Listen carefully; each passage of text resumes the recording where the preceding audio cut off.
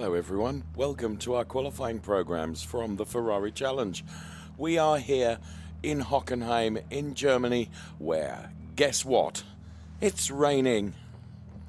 As you can see from the surface of our 4.574 kilometer circuit, it's wet. And which is something of a disappointment given that every day of running that we've had in this week leading up to this race weekend has been dry, but not today.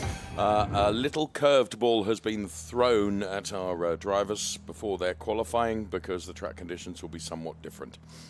This is round 3, as I mentioned, here in Hockenheim. From here we go exactly 701 kilometers to the Brno circuit in the Czech Republic before 2 events in Spain, very different circuits, one in the beautiful city of Valencia, then one in the beautiful city of Barcelona, then Spa-Francorchamps, and then Mugello, which is not far from the beautiful city of Florence, which my colleague Nico Spalek knows all about, driving through the pedestrianised areas of said city when you were taking out various pedestrians and market stalls on way to one hotel. Don't remember that. With my wife in tow as well. Slightly curious. 4.574 kilometres, as I mentioned. That track graphic says 17 turns. I count them as 16. It's a mix of technical sections and very fast, full chat, flat sections, including the part from turn 4 around the Parabolica, heading up towards the hairpin, which was is a very good place for overtaking. It's a very good place for everything to go horribly wrong at that hairpin, which is something of a funnel. Air temperature is 13 degrees, and as you can see, the raindrops keep falling on my head. And that's the case, and predicted to be the case for our qualifying sessions. There is a window of opportunity where it might brighten up during the course of the afternoon. Who do we have on track for our qualifying? Stephen Earle, a welcome return. Paolo Scudieri, Boris Gideon, Andreas Koenig, Hassan Debussy, Shintaro Akatsu, who incidentally will get a grid drop today. Louis Perusquier, Lisa Clark, Charles Chan. What a great race Charles had yesterday. Alberto Duran, Pino Frascaro, Alvaro Ramos, and then it's Matthias Moser, Sven Schirmer, Alwar Meyer, and Jan Sandman, and Alexei Komarov, completing the lineup of some 18 drivers in Copa Shell, and we'll put 30 minutes on the clock, Nico, for them to try and put the best lap time on the board to give them their grid position for the race today.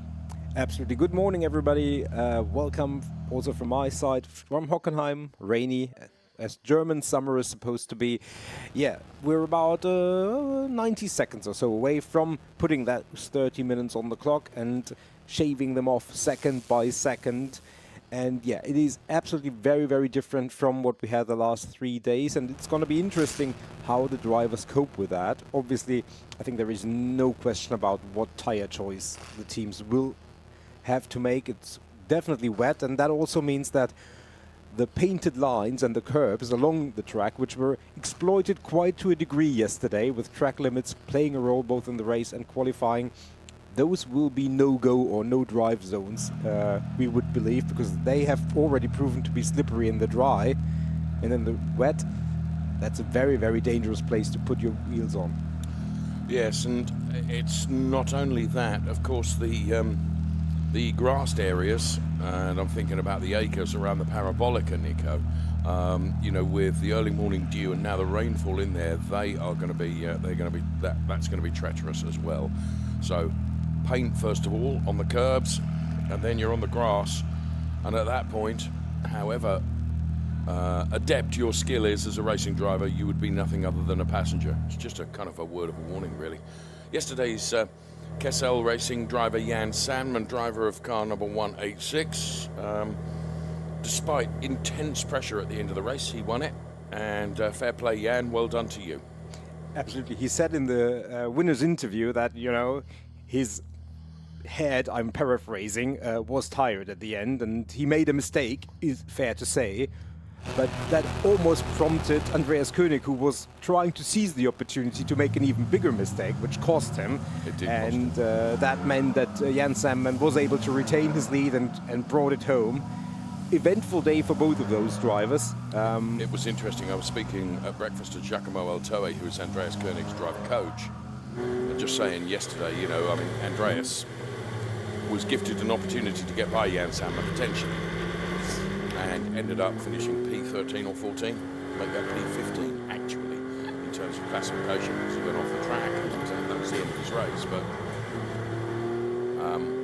Giacomo, and the reason he's a very, very good driver coach is, you know, Andreas's performance up to that point had been stellar. He said, but the learning never stops.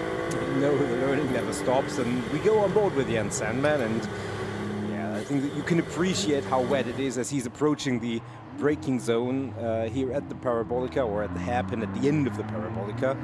And already I think you get an impression of what visibility might be like. Now, of course, these are the first cars on the track, so all the water that has accumulated over the night, these are the first trailblazers, if you will, to dissipate some of that. So it's gonna get a little bit better, we believe, but certainly very wet conditions, and that means you have to be very, very careful at the beginning of this session to not put a wheel wrong, to really familiarize yourself with the conditions, because if you beach it at the beginning of the quali session, that's game over effectively. So rather err on the side of caution, and the side of caution rather than binning it at the beginning of the session. Yeah, it's altogether a different strategy when you take to the track, because of course ordinarily if the track was dry, you certainly use the painted lines, you use the curbs insofar as you can to actually shorten the track. But now it's absolutely perilous, so you have to adapt and adjust your racing lines accordingly. Visibility, it's kind of, it could be less of an issue in qualifying than it would be in the race. Were this to be race time now, I would agree wholeheartedly with you in that visibility is going to be a real problem for anyone that is not the leading car.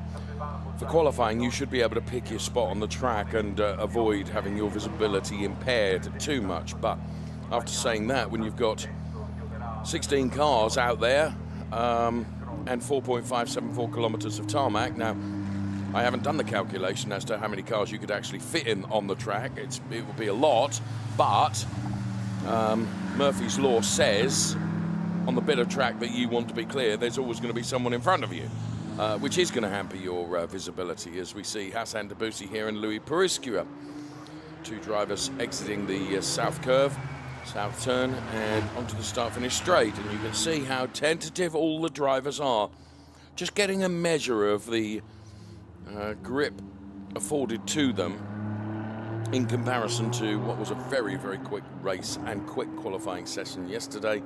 The lap times are going to be altogether different today. Yeah, 100%. And by virtue of not having the runoff area at your disposal, that makes the traffic even more of a problem, because it narrows the track. You don't have that, you know, two wheels within the white lines and the rest you can go along the outside. Now you have to really keep it on the gray stuff. Absolutely. And so that makes the overtaking, or for the other drivers to get out of the way, potentially even more tricky. So we will see 26 minutes or so on the clock. And the other part to that is, you know, you always plan for a clean qualifying session, and there is no interruption and no red flag and nothing that you have to allow for. Arguably in the wet, you can take that even less for granted than you would otherwise. So the odds are certainly narrowed, aren't they? Yeah. There is Lisa Clark, engineered here in Europe by Pellin Racing with that distinct livery. Obviously, Lisa races in North America as well. Stefano Pellin is head honcho of the Pellin Racing organisation, and he's a great guy, I have to say. And Lisa Clark is a great driver and a huge, huge Ferrari advocate. That's Pino Frascaro that you can see in the yellow and silver car, which is tracking the car of Jan Sandman right now. And Pino Frascaro, actually, for my money, did a very good job yesterday, and that is reinforced by virtue of the fact that it was his best finish of the season so far. He took P8, and it was richly deserved, Nico. I thought Pino drove a great race, ably assisted by his wife, Mrs. Pino. We must try and find out what her name is. So I'm calling her Mrs. Pino, but actually it's become a term of endearment now, hasn't it? Absolutely, yeah. I don't think she would like to have it any other way. No, probably not. Well, the first times which have been set are in the 203s, just as a benchmark. We were in the 140s yesterday. Yeah, big difference, isn't it? Not that we expect this to be the final word on the timings, nor do we expect to be anywhere close to where we were yesterday, but maybe somewhere in the 150 highs somewhere. Yeah. I think that's realistic. But yeah, it will be interesting, both in terms of where we will land at the end of the day and how early some of the drivers will throw caution to the wind, not necessarily, but be a little bit more adventurous in figuring, well, I've got my banker. I think, you know, I have a reasonable starting position. Now let's see how far I can push the envelope. And that always brings some treacherous element to it, as we see Jan Salmon and Pino Frascaro almost back end of the car of Jan Salmon just going into that stadium section. Really, you know, he's on the limit and pushing it as far as he dare. Let's see, as through the double apex south turn, heads towards the start-finish straight, and then the timing line or the timing beam, which he has to cut now, which he does, and it is it's the first sub 2 minute time, and 158.350. So well done to Jan Salmon for being particularly brave. Here in replay, I was just wondering whether we were going to see the back end of the car stepping out a little bit, but no, that's not the case. But the Kessel racing driver then, who is one of the fastest. Pino Frascaro second fastest, Sven Schirmer third fastest, then Charles Chan. Into the garages we go, and you can see that there's a lot of work that goes on behind the scenes, if you will, with our racing drivers. And there you can see the 103 car, very distinctive Boris Gideon car from Autohaus Ulrich. Boris, of course, is a local driver, relatively speaking. And his finish yesterday, he'll be disappointed that he wasn't on the podium. It was a P4. Try and do better than that today. And you can see he takes the wide line. Now that turn is banked, and you can go high or you can go low. Either work, and Boris choosing to take the wide way around that turn. And let's see what he can deliver in terms of a lap time. The target is 158.3. He's not going to be there, but Boris Gideon from P9 moves but one place to P8. I'm not sure where the time was lost. It was certainly in the last sector, but it's Jan Salmon, Sven Schirmer, Andreas Koenig, and Shintaro Akatsu. Now, mentioned in the on the start of this program that Shintaro Akatsu is picking up a grid penalty for an incident in yesterday's race. So wherever he finishes, he takes a grid drop anyway, Nico. That still gives him the incentive to finish as high up the order as possible, because that means that minimises the drop that he takes. Yeah, indeed. We follow Alois Meyer around. Sven Schirmer, who's put it onto P2 provisionally, also in the final sector, but Alois Meyer will hit the timing line earlier, and he just rounds the final turn as we speak. And then we will get an update on his position. Currently P6, as you can see, 2 personal bests will translate to a new time of P4 overall, or actually P5 now, as Shintaro Akatsu has unseated him once again. And there is Sven Schirmer with that distinct blue and yellow livery. Has had a good time of it this year, Sven has, and has had a decent time this time around, just less than a tenth of the pace for the moment. Still 20 minutes and 30 seconds on the clock, so lots of time to do something about that. And as we look at that is not Sven Schirmer. I was about to say that. Sorry, ignore those graphics. That most definitely was not Sven Schirmer. It was a nice compilation of graphics, but yeah. No, I would have to agree. Sven is a very distinctive looking individual. Yeah, as was this gentleman. Well, absolutely, I'm not saying he isn't, but I think. What do you mean by that? Well, I don't mean that he's Well, dig yourself a hole, Dave. Charles Chan was P3 yesterday in the race and got a podium out of yesterday's action, and Richly deserved as well. absolutely far away on the timing chart for the time being. This is a good time. Indeed. Look at that, from P11 to P3, Nico. Yeah, that is exactly where he finished the race yesterday. He had one of the more uneventful races in a very eventful race overall, and it just shows that sometimes staying out of all the battle and skirmishes can really, really yield good results. Sometimes pays to be an extra rather than the leading lady. Andreas, sometimes. Different story, as we already discussed for Andreas Koenig. He was the quickest in qualifying, but due to a grid drop didn't start on pole, and that meant he had to do some overtakes, and as we discussed, he was in a position to do that, and now this is again P1 fastest time thus far in quali, and that's a 1:57.465, almost 9/10 to the good of the Jan Sandman time. Let's see if Sven Schirmer can do something about that from his P3. Possible. It's possible as he heads to break the timing beam. He goes P2, so it's an improvement for Sven Schirmer. But yeah, Andreas Koenig leading the way with a 1:57.485. Well done, Andreas. He'll want to right the wrongs of yesterday, which was, yeah, dramatic, to be fair. Love this onboard shot as we ride on board with Jan Salmon. The telemetry on the right-hand side, obviously when the figures are red, it means he's braking. When they're green, it means he's accelerating. In gear 4 at the moment, 120, 140, 150.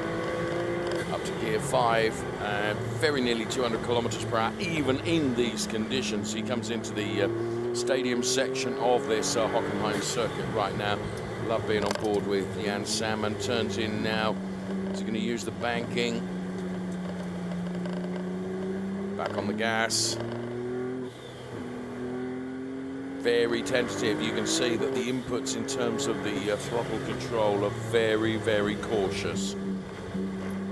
Südkurve, drag strip to the right hand, to the left hand side of your screen as Sven Schirmer has improved in sector 1. He has both Andrea Gagliardini and Max Blancardi coaching him this weekend. I mean, I wonder if they stereo input the speakers inside the crash helmets. You've got Max on one side and you've got I just wondered. And that traffic is going to probably affect the Penske Sportwagen Hamburg driver's lap here. Is that Alwan Mayer? I believe it is, and that potentially will compromise his lap. And you know, he was on a really, really good trajectory with both sectors purple, as you can see, sector 1 and sector 2. I rather think that sector 3 will not be. Yeah, I think he's still got a chance. No, not quite. I mean, you're right. I mean, definitely compromised it, and he lost more than a second on the final sector. So that's always part of the game. Yeah. Now, it has to be said, the slick tires have a window where they're at their absolute premium best, and that is intentionally short. Whoa, forgive me. In replay, Pino Frescaro. What a good save, Pino. Just keeping it out of the barriers, and that's on the exit of turn 1. Wonder if he just caught up a bit of the paint, Nico. Yeah, looked like it. Didn't catch quite the beginning, but it's likely. So the slicks intentionally have a window where they're at the absolute best, which is relatively short. The wet tires, it's less pronounced. So you have more laps where you can really, really push and set a good lap time. Talking of pushing, is Jan Salmon. His cumulative lap time across sector 1 and sector 2 was a second.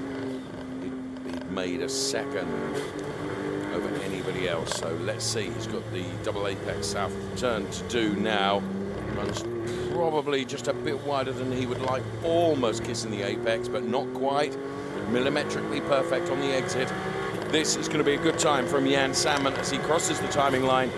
He takes 2/10 out of the previous best from Andreas Koenig, and he's the first driver to put it into the 156s. Yeah, absolutely. And we talked about the strategy earlier. You put a banker, and once you feel like you can push a little bit more, and Sven Schirmer certainly pushed a little bit more, and then, actually, I don't go right, I go left, and then I make a pirouette, and then I rejoin. safely, fortunately. He did that for the benefit of our television program. Just wanted to show you how the runoff area works, Dave, around the hairpin. So that was the only reason. Absolutely. And we just have to find the right track to put it beneath that, and it's going to be a good music piece. No, sorry.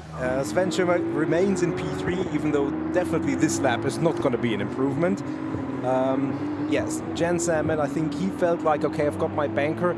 I think some of the water, standing water, has been dissipated to the point where I'd completely agree with you. a little bit more grip is afforded and a little bit more risk is taken by some of the drivers. So that in combination will give those who are adventurous and daring maybe an opportunity to push and improve, but it also means that Jan Salmon pushed just a bit too hard there, you see, and it's the risk-reward ratio, isn't it? And Jan is by 0.3, so not a huge margin, make that 0.2 ahead. He's still pushing, but it just proves the point when you go over that knife edge, as he did there going into the stadium section, ran wide, no harm done, but it just, you know, you're really on the limit of where you can push and push just a bit too hard.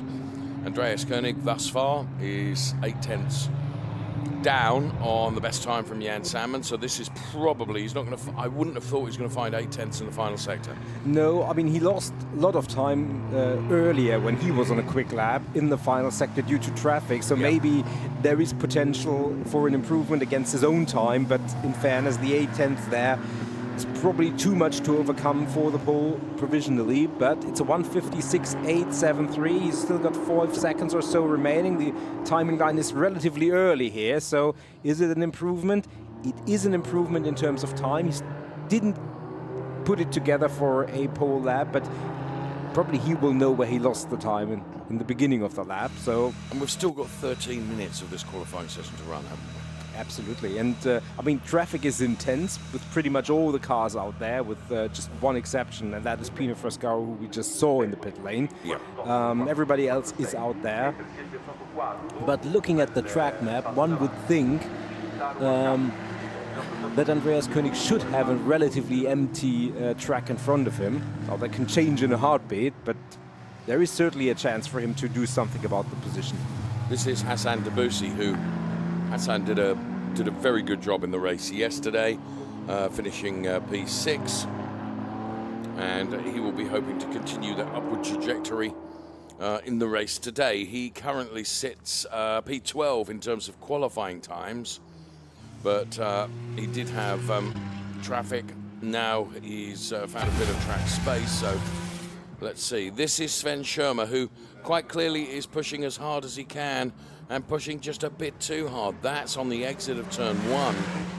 Big, there are acres of tarmac runoff area there, and that's where you can see he gets it all sideways, and that's the second time we've seen in fairly quick succession where Sven Schirmer, by just pushing a little bit too hard, loses the car. Shintaro Akatsu, he had a really good Sector 1. Sector 2 was not so impressive.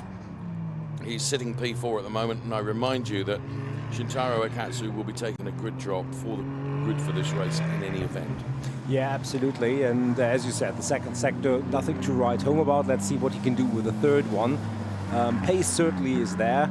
And, you know, just using this opportunity to say, as Charles Chan goes P4, how it's great to have the drivers from all over the world competing in different iterations of the Ferrari Challenge, because just today we had the Ferrari Challenge Japan at Autopolis, but still we have some Japanese drivers been there joining the European Championship. Hint, hint. Well, I only know it from the simulator. Let's leave it at that. I've never been there myself. But it looks like a very interesting track. But the focus here right now for all our teams. I bet the weather conditions there were similar. No, today it was actually very dry. Wow. As we focus, and the drivers also do here on Hockenheim, Charles Chan, we saw earlier with a very good first sector once again. Better than anybody actually, or at least quicker than the current pole time. Possibly an improvement for Charles in store on this lap as he follows Jan Sandman, who's also trying to improve. We're not seeing the plethora of purples or personal best, but there is definitely still potential in the track. Can I throw a curveball question? Maybe I can catch it. Boris Gideon, you know, started the season so well with 2 wins at Monza. Didn't have a brilliant Misano with a P8 and a P4. I expected here at Hockenheim, home track, as near as makes no difference, but didn't shine yesterday, finishing the race P4. And he's not shining in qualifying today. And if anyone would know everything about these weather conditions coming from Germany, Boris Gideon ought to. He's P10 at the moment. Something not quite right there, isn't there? Yeah, just a brief shout out to Jan Sandman, who's just put in a 1:56.497. So he's now 5/10 to the good of Andreas Koenig. Very good lap. Fair play, Jan. Yeah, I mean, it is. The 296 is still a relatively young car, and having been introduced to the challenge last year, and we haven't had a whole lot of running in the wet. We obviously had the World Finals last year where it was torrid, but the rest of the season it's been fairly dry. So a lot of teams don't have data in the wet or in the dry on some of the circuits. I think today in the wet it's going to be even more pronounced, but since Boris Gideon didn't take part in 2024 as a full season entry, it might just mean that the team and him haven't really found the sweet spot of the car for him for all the circuits, and that doesn't mean, as we saw in Monza, it doesn't have to affect every track. But you know, setup can always be a little bit more of a question mark. He was so dominant in Monza, Absolutely. so dominant, and yeah, that form has gone away. Just interested, that's all. I'll speak to him about it, and I'm sure he'll tell me the truth of where he thinks it's gone south momentarily. We're watching Paolo Scudieri, currently P7. It's Sandman from Koenig from Frascaro, who's P3. Well done, Pino.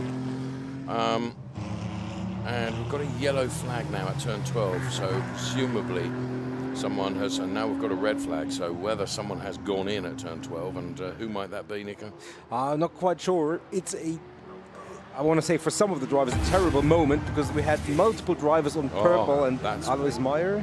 No, that's the car of Alberto Duran, I think. Yeah, you're right, sorry. And he's properly beached. That is going to take some recovery from there. Yeah, absolutely. There is a replay.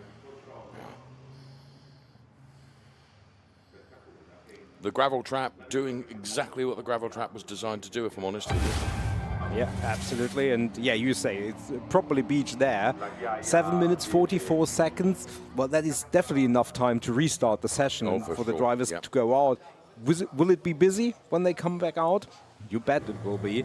But again, it was Pino who was on a real improvement trajectory? Andreas Koenig, Pino Frascaro, and Charles Chan all had set purple times in the first and second sector. So obviously all those laps had to be abandoned. Yep. And everybody has to come in as we see them file into pit lane beneath our commentary window.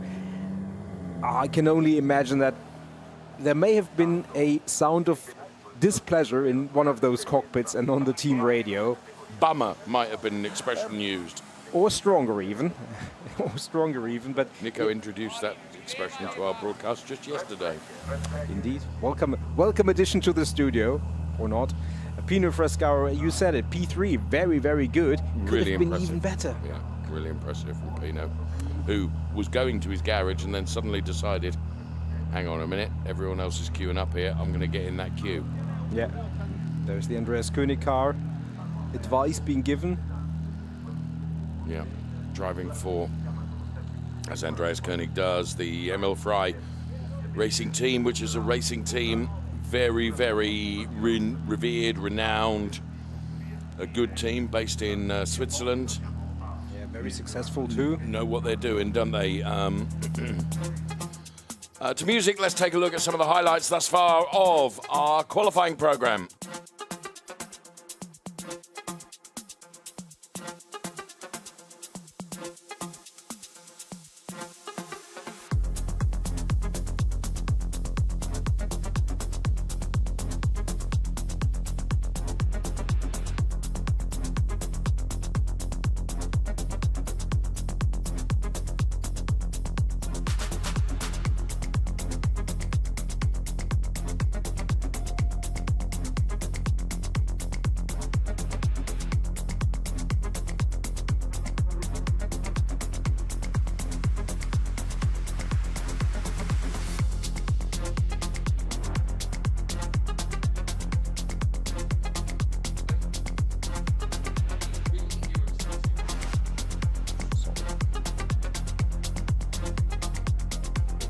really irritating insect in our studio.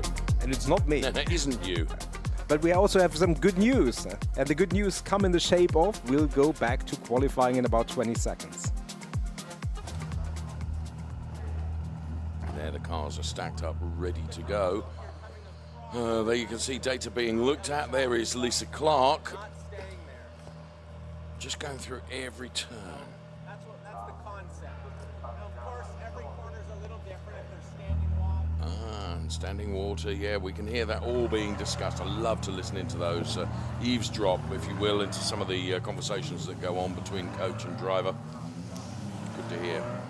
And just to continue with the ML Ferrari Racing topic, Jack Aitken just put it on pole for DTM race later today for ML Ferrari Racing. Fair play to you, Jack. Well done. So just to underscore how ML Ferrari Racing are active in so many different activities racing with Ferrari. It's Alberto Duran, whose qualifying session is done, unfortunately, because his car was the one that was in the gravel, which has caused the stoppage, which he'll be ushered to safety. Regrettably, his qualifying session is done. He's P10, so it's a fifth row start, effectively, unless anyone gets better and better, and of course pushes it back down the order. Only time will tell as Louis Periscua is about to leave the pit garage out into the hot lane of the pit lane and back out on track again, where we have merely 6.5 minutes remaining of the qualifying session. Jan Salmon, Andreas Koenig, Pino Frascaro are the top three, with Sven Schirmer and Charles Chan and Shintaro Akatsu and Paolo Scudieri occupying the next positions. Yeah, interestingly, Jan Salmon is the driver who's not come out yet, again, after this intermission, so he's the one that's still stationary in the pit lane. I mean, it is still raining out there, and that means, whereas the cars, while they're running, they're always dissipating the water, it's not the case when they're in the pit lane. No. So there might just be a couple of patches. There might be a couple of patches where the water has stood now. I mean, fair play to the recovery team here at Hockenheim. They worked very quickly and got that car of Alberto Duran to a position of safety much sooner than I anticipated, if I'm honest with you. So fair play to them. Therefore, I don't think there'll have been too much of an accumulation of standing water. Here is Paolo Scudieri in the 101 car, chasing down Pino Frascaro, who was on an improvement trajectory when the session was red flagged. You can see just by dint of the visibility that's being afforded to the drivers now, how if you're following a car in front of you, it's a blooming nightmare because you have this fog of spray, and you have to have so much respect and confidence in the driver that you are following because your visibility is so compromised. So Sandman from Koenig, and Sandman is on his way out onto the track now with merely 5 minutes remaining.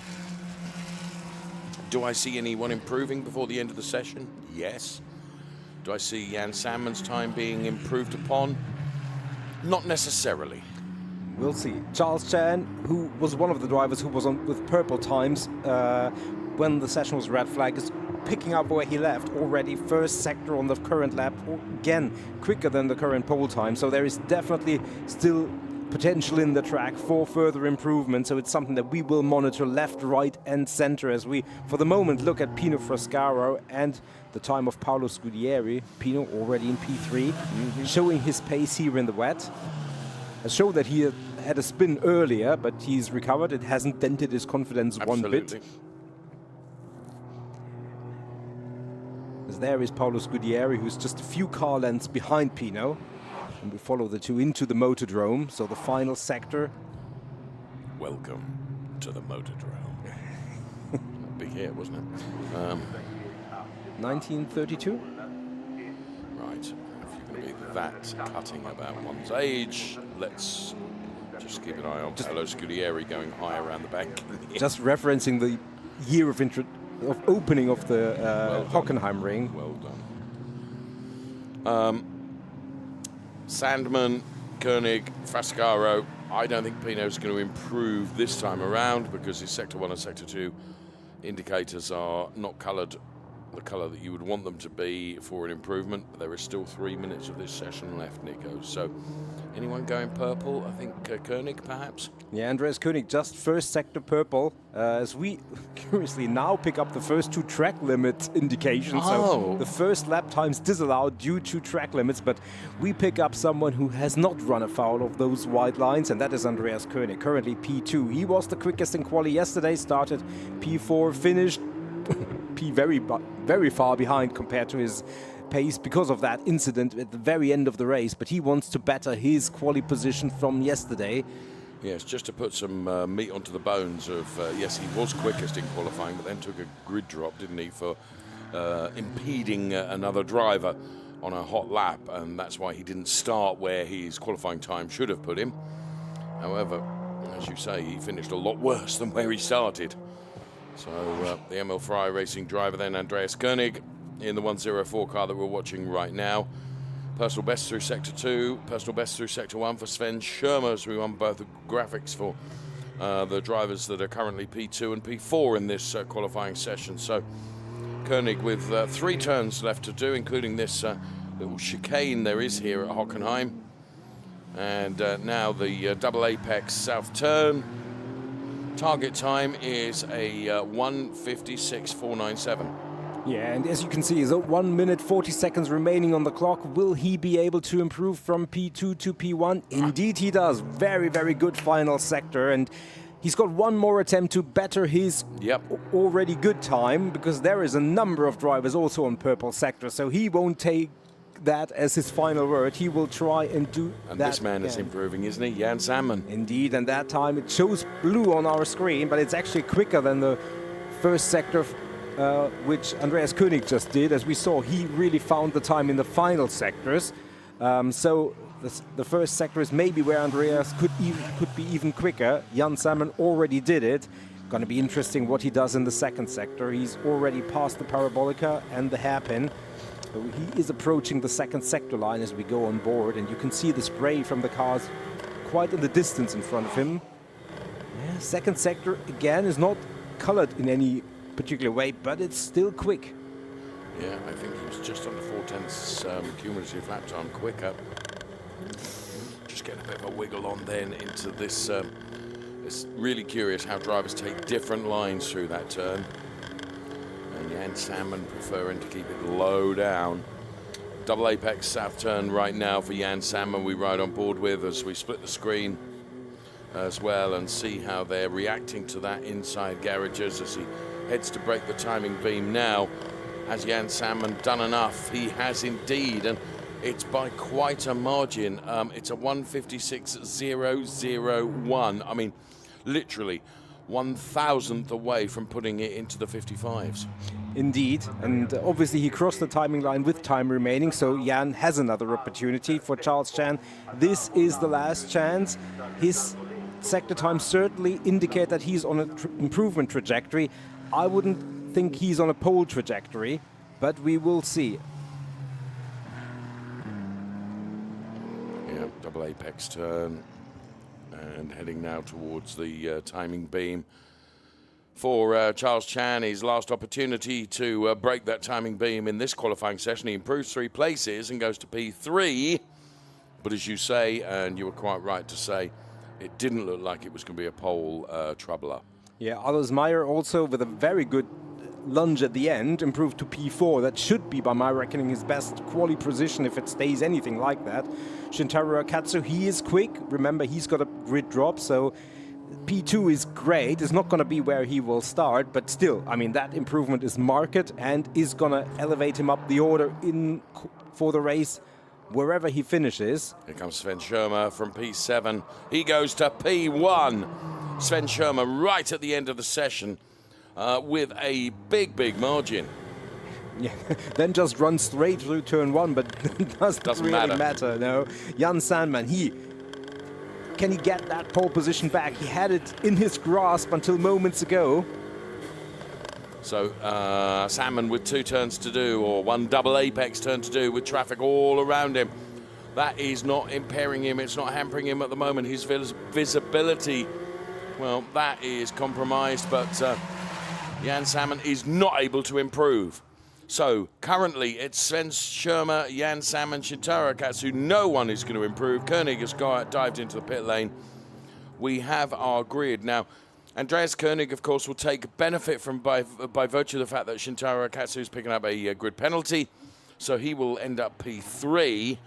Same row, to be fair. And there you can see some celebrations down there as Sven Schirmer, right at the end of the session, guided by that man who takes his glasses off, Max Blancardi and Andrea Gagliardini, also in there as well.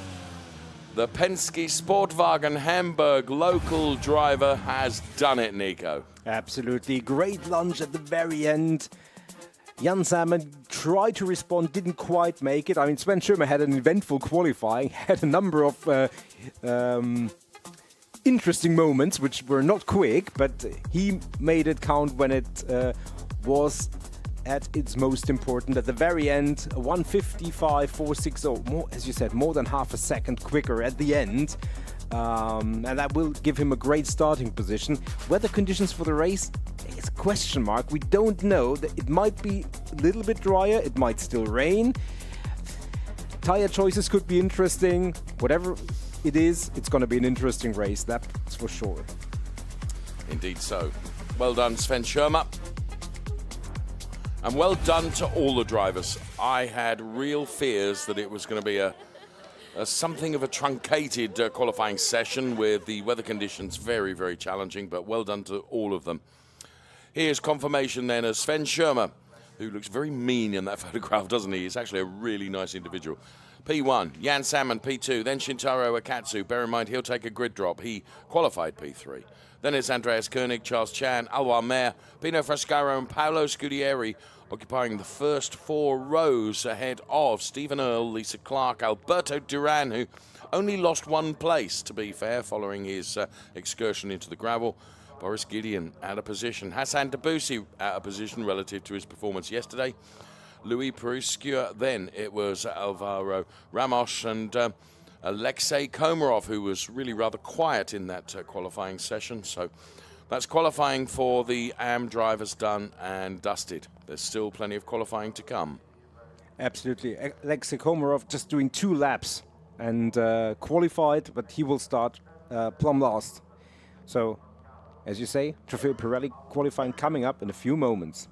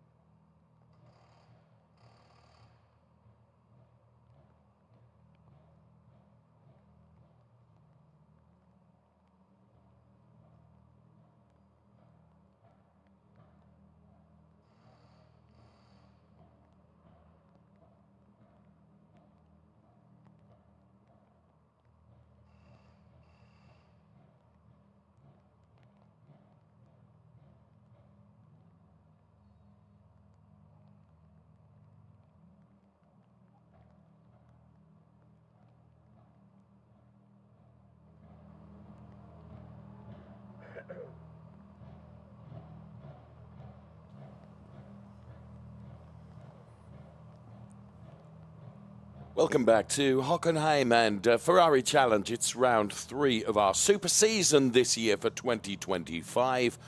Here we are at Hockenheim, which is damp.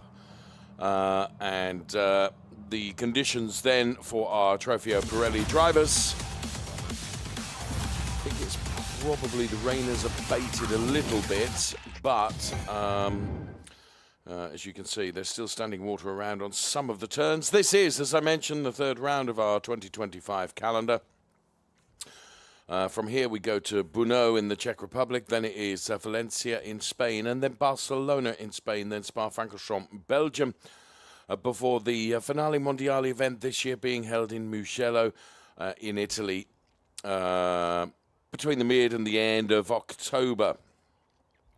So the drivers that are coming out for qualifying right now, and the 4.574 kilometer track here at Hockenheim, depending on how you count the turns, it's either 16 or 17. I prefer 16. 6 of them left, 10 of them are right-handers, and it's a real mix of technical sections and very, very full chat, flat, high-speed sections here at Hockenheim, a track that I really, really love very much, and promotes good opportunities for overtaking, as we saw during the course of the races yesterday.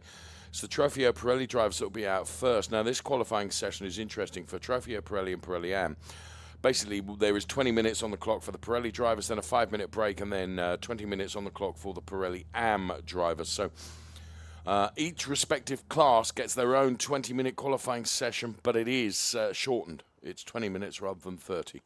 We will see Yacine Ferrati and Max Mugelli and Andrew Morrow and Danilo Del Favro with Herbert Guys, Dylan Medler, Quinn Wiedlisbach and David Akabadzi. The mix of Pirelli and Pirelli AM drivers continues with Rafael Duran, Felix Herziger, winner yesterday, Mikael Verhagen, Enzo Trulli, Matt Rosner, David Gosner, Henri Acide, Marco Zanassi, and then Otto Blank, Gilles Renman, Hanno Laskowski, Armin Arifpour, Vincenzo Scarpetta, Hendrik Viol, and as the colour bars indicate on the graphics there, those drivers that start with the red strip across the top of the windscreen are Pirelli drivers. Those with the white strip across the top of the windscreen, they are Pirelli AM drivers. The only ones you're going to see right now are the drivers with the red strip across the top of the windscreen, including yesterday's victor, making it 3 wins in a row. It's Felix Herziger making his way out of the pit lane now. And there he is. Let's see what he can do in conditions that are very different to those that greeted our drivers for qualifying and indeed racing yesterday. Yeah, absolutely. Felix, one of the 3 Swiss drivers that we have on this grid, with Yacine Ferrati and Quinn Wiedlisbach, the other 2. And it's been a very successful Swiss campaign thus far, and as you already pointed out, Felix doing the winning for the last 3 races. Had a very forgettable Monza, it has to be said, and then after that it's been all his way. So we can see visibility not too bad for the time being, but equally no other car right in front of Felix Herziger.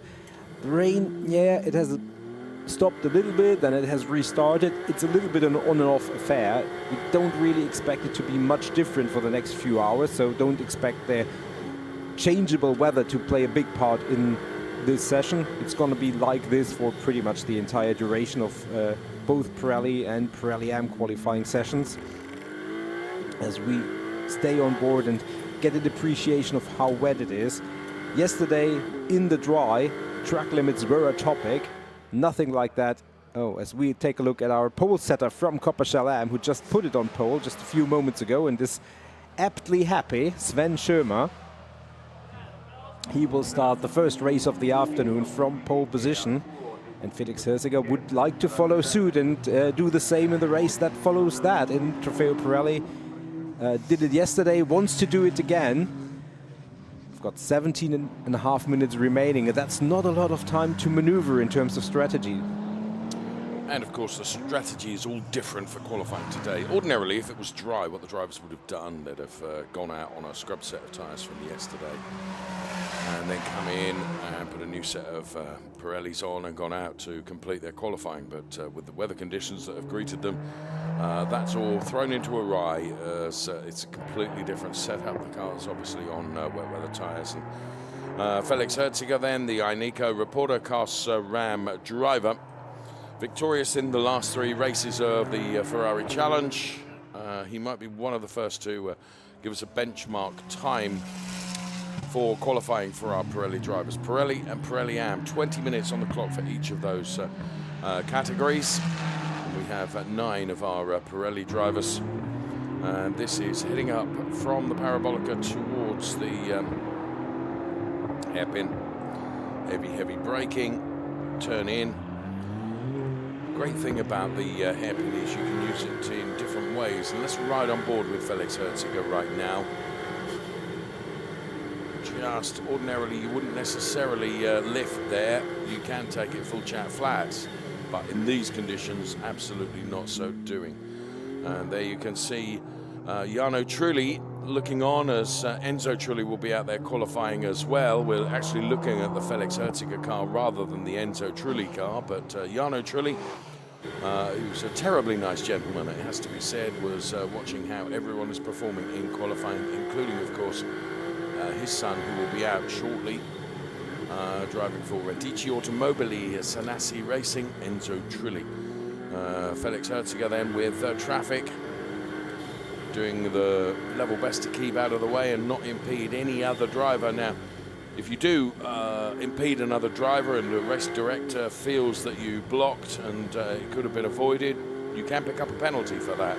And that has happened this weekend as the first time to put on the board of Felix Herziger is enough for P3. It's Yasin Ferrati who's quickest so far. Dylan Medler who is second fastest. So all the drivers adapting to these conditions as we speak. Yeah, indeed. And there is Enzo Trulli, and we already saw his father in the pit lane, or rather in the pits, looking at times. Young man he is as well. Enzo, Absolutely. Super young man, and there's his father, Jarno. Knows a thing or two about motor racing, that's for sure. And I have to say, he comes from good stock, does this young man, because Enzo certainly showing his prowess, and really pleased to say that on the podium yesterday, taking P3 and with us in the Ferrari Challenge for most of the remainder of the season as well, which is great news. Absolutely great news, and he was very reflected about, you know, how he likes the 296 Challenge, but it's also a very different car to what he had driven before, so Yes. it takes some adapting, and he has adapted quite well to it on his first attempt. Let's see how he performs in the wet, which again, very different set of challenges compared to yesterday, but was very, very positive. Dylan Madler also very, very positive, and actually Goes quickest. and by a wide margin, 1:53.452 is 1.2 seconds quicker than anybody else at this very junction. Obviously, times not comparable to yesterday, but in comparison to the Copa Shell AM, who were there just a few minutes ago, is already 2 seconds quicker. So you can see the drivers and the conditions certainly affording quicker lap times. Dylan Medler, who was racing just last weekend in his home territory of Miami for the second season, chooses to race in Europe as well. And Dylan is another young driver like Felix Herziger, like Enzo Trulli, on a long train of young drivers that have in recent years used the Ferrari Challenge as something of a springboard in their racing career. And I have to say, it's really, really rewarding for us to see that, and how important in the ecosystem of motor racing the Ferrari Challenge is for young talent, that's for sure. And talking of young talent, driving the #1 car is Yasin Ferrati for the Emil Frey racing team. So we'll see what Yasin Ferrati is able to do. That car wearing the #1 by dint of the fact it was the championship winning car last year. And it was Giacomo Altoe, another young star driver. As Yasin Ferrati just keeps it out of the gravel. Good job done there. Giacomo Altoe very much coaching young talent for Emil Frey Racing. And talk of the devil, we can go into the garage there, and so we split the shot, and you can see the inside the garage of Emil Frey Racing. And say Giacomo Altoe, champion last year, and what a good job he did. And Yasin Ferrati, this lap time is not going to be one that troubles, but the next one might be. So there you can see 7.5 tenths he lost. It's Dylan Medler from Felix Herziger, from this man Yassin Ferrati, then it is Gilles Renmans, then Omri Assid, Vincenzo Scarpetta, Enzo Trulli, but Quinn Wittlersbach has just gone third fastest. And there is Yassin Ferrati, and in replay, that is the 296 Challenge car that he drives. See all the water coming off the undercar there, and the Pirelli wet weather tyres do a brilliant job. I can't remember the exact figures, but they actually move, you know, so much water in the space of a second. It's almost untrue. Absolutely brilliant piece of engineering that goes into the rubber. So Dylan Medler, P1. Yassin Ferrati now P4 because Quinn Wittlersbach has gone up to P3, as we saw. And Dylan Medler driving for the collection, and Ferrari Miami. And his Sector 2 is brilliant. He's really finding these conditions to his liking. It has to be said, he's had the last 3 races have not been where we would expect Dylan to be necessarily, but the mojo is back. His cumulative time was a second quicker. If he can hold it all together in the final sector here, this is going to be a great lap from Dylan Medler. Rounds the Sud Curve then and heads towards breaking the timing beam. Of course, the track conditions coming to Dylan every single centimetre. And look at that, taking 1.195 seconds out of his previous best time. So Dylan Medler on something of a mission here, as too is Yassin Ferrati, who replaces Dylan Medler at the top of the charts now. So where Yassin had a torrid time of it last time around, he's got it all together. There's Ale Balsan, driver coaching here, and Alessandro knows a thing or two about winning, and winning in a Ferrari Challenge car. As Felix Herziger now, does he improve from his P4 position? Indeed he does. I would suggest, Nico, that the track conditions are altering right now, because we are seeing a succession of drivers being able to set phenomenal lap times. We're into the 151s. I mean, the margins are big tenths that are coming down right now. Yeah, absolutely. We're just about to get into the 140 highs.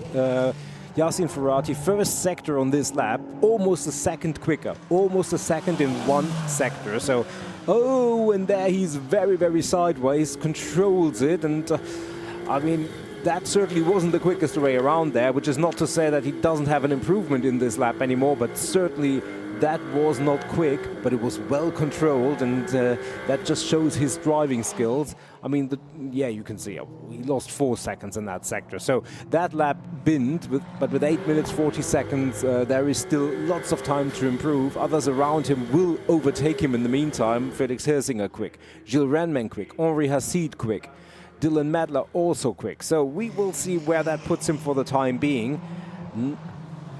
But he will go again. Yeah, it's not going to trouble his previous best time, that's for sure, but Yassin will dig deep. But as you say, he will go again. So ignore this time, it's not going to be one worth really worrying about. And there you can see, very nearly 3 seconds down on where he needs to be. It might be this lap now. He's got to keep it within the white lines and make sure it stays on that tarmac, of course. And that, in these conditions, is no mean feat, as we highlight the Emil Frey racing driver Yassin Ferrati. And in replay, just the back end of the car stepped out a little bit. I mean, it was masterful control, but as Nico pointed out, it's far from the quickest way around this track. It's Felix Herziger P1, Yassin Ferrati P2, then it's Dylan Medler and Gilles Renmans with P4. There is Lisa Clark looking on. Now, Lisa has been out in the Ferrari Challenge for many years and races both here in Europe and in North America, as well as Vincenzo Scarpetta is on an improvement trajectory. We've got 7 minutes remaining of this qualifying session as the track is just beginning to come to these drivers. With no, I don't think, much falling rain right now. The track conditions are improving. And we're seeing that in the lap times. Here comes Vincenzo Scarpetta then for Radici Automobili. From P8, he improves 3 places, goes to P5. And Yassin Ferrati, I think, is on a quick one. Interestingly, Felix Herziger has had a track limits issue. So here comes Yassin Ferrati then. Quicker than anyone through Sector 1, personal best through Sector 2. What's the target? The target is the P1, and to be right at the top of the charts, of course. So Yassin Ferrati rounds the south turn now, spies the timing beam and heads to it as quickly as he can. And from P2, Yassin Ferrati crosses the timing line and stays P2, having lost time in the final sector, Nico. Yeah, he did. It was half a second quicker than his previous best attempt, but yeah, once again, the first sector extremely good. Wasn't able to replicate the same speed over the remaining ones, but 6 minutes remaining should give him at least 3 more attempts at this. The Herziger family looking on then as Felix Herziger remains P1 for the moment, but there are still just under 6 minutes of this qualifying session remaining. And the number 90 car of Vincenzo Scarpetti that we can see there for Radici Automobili. These are Trofeo Pirelli drivers out for their 20-minute qualifying session, of which there's 5.5 minutes remaining. And it's a good lap thus far from Vincenzo. Personal best Sector 1 and Sector 2. Target time a 1:51.020. Only 2 drivers in the 51s. They are Felix Herziger and Yassin Ferrati. And Yassin is on another quick one with Sector 1 a better than anyone. Here comes Vincenzo to cross the timing line now. And is it a further improvement? No, it's not. Yassin seemed to lose time in the middle sector relative to what he's done previously. Herziger, Ferrati, Medler, Remmans, the top 4 at the moment. Indeed, Yassin Ferrati, we follow him through the turns. Just behind him is Dylan Medler, who's also quick. So, but we stay with Yassin Ferrati. He is currently in P2, had multiple very, very good starts of the lap, didn't put it together all the way until the timing line. Can he do it now? He rounds the final turn, doesn't allow himself to get carried out too wide, has been relegated to P3 and respawns after Dylan Medler went into P2. He made no mistake and put it together beginning to end, and it's a 1:57.85. Yassin Ferrati, P1. 2.5 tenths as near as makes no difference, and the improvement as Dylan Medler is looking to improve once again. Dylan back with his mojo, and there's Juliette, Dylan's partner. You can see the anxiety and the tension that exists in the garage as well as inside the cockpit of the car, because every driver wanting to do the best they can, but behind them is a whole team of people as Felix Herziger just holds onto that car through the painted lines. I was saying that a whole team of people behind the driver that's pedaling the car. You can see how Felix Herziger is really, really pushing. He's had 1 lap time deleted already for track limits. He needs to keep it within the white lines. And as he now gives it absolutely everything on the loud pedal and crosses the timing line, and it's a 1:55.98. 1:55.98 is the lap time going to stay. With regards to track limits, I think so. Felix Herziger then at very nearly 2 tenths. And this is where, I mean, that is masterful car control. Fair play, because so many people would have lost it there, but he didn't. Yeah, for sure. It was like dancing on ice, as it looked like, but he kept it together. There was not a lot of inches between a pole lap and a gravel bed, but he kept it together, put it together, and that means he is in P1. Max Mugelli is currently in P7, the long-standing campaigner in the Ferrari Challenge. Very, very lovely guy, and he is running with the number 3 car in Pirelli, currently in P7. That won't satisfy him. He certainly wants to be higher up the order as he is entering the final sector. Not competitive for a pole position, but certainly looking for an improvement up from P7 to maybe P4, P5 would be good for him. At least better than P7 for sure. He takes a wide line through that turn, that little bank turn where you can take it high, wide, low. Max Mugelli for CDP Eureka competition then. Personal best through Sector 1 and Sector 2. And if he maintains a color bar continuity, this should be an improvement for Max Mugelli. He heads towards the timing line and actually loses time in the final sector, so stays P7. Here's Henri Acid up from the Trofeo Pirelli AM drivers into Pirelli for this weekend, first weekend. Yassin Ferrari has gone purple in Sector 1 as we're watching Henri Acid.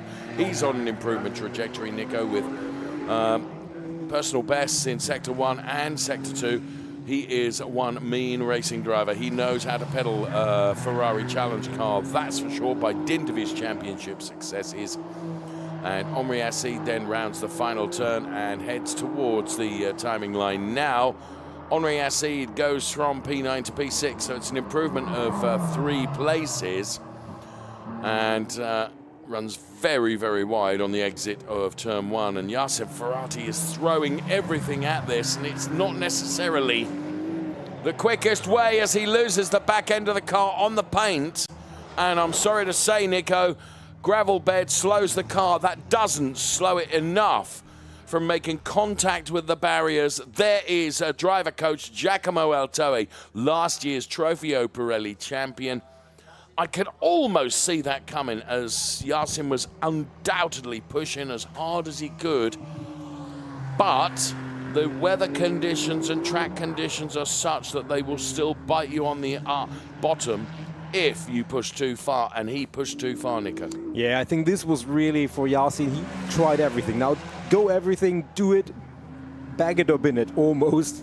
And unfortunately, yeah, it was just a little bit too much. We've got a red flag, but with 14 seconds remaining, that just effectively ends the session. Yeah. And yeah, I mean, there is the impact with the barrier that we can just see. Obviously, bends the wing, not major damage to the car. Certainly, we will see him in the race later on, and he will start the race from P2. But it will. Good positioning of the camera there. Gave us a good shot of that. Not that the ML Ferrari racing team will appreciate it. Yeah, it's just he was a little bit skirmish over the curbs already coming into that part. It started here, Nico, didn't it? You know, it was a long time before he got there, before actually the consequences of that could be felt. You can see him there with the lock trying to hold on to it.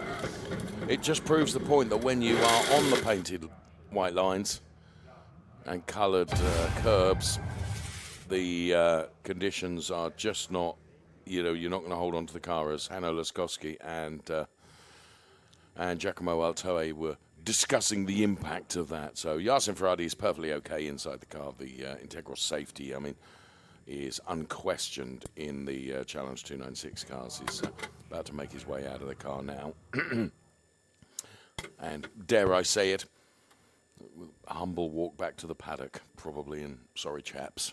But he was pushing as hard as he could, and, you know, at the end of the day, he weren't going to be P1 unless he pushed. Yeah, absolutely. And now, I mean, sometimes having an incident in the qualifying can really wreck your race before it even starts. Not the case here. Yassin Ferrari will start on the front row, P2, alongside Felix Hirziger. And, yeah, not going to take... I don't think it will dent his confidence too much. I don't think it has dented the car too much. So, yeah, if you have to end the session in the gravel, it's probably this is the best case scenario. Yeah. And with 14 seconds remaining, I don't think it affected the outcome of the session too much. There were some drivers still on quick laps, like Gilles Renman, but, well... Dylan Medler, another one, potentially, who could have improved, but yeah, there we are. It is what it is. It is what it is, and this is how it was. Felix Hirziger then continuing his fantastic form, P1. Yassin Ferrari in the barriers, but still P2. Dylan Medler, P3. Then it's Gilles Renman, Vincenzo Scarpetta, Henri Acid, Quinn Wiedler's back, and then Enzo Trulli ahead of Max Mugelli. They are our Trofeo Pirelli drivers.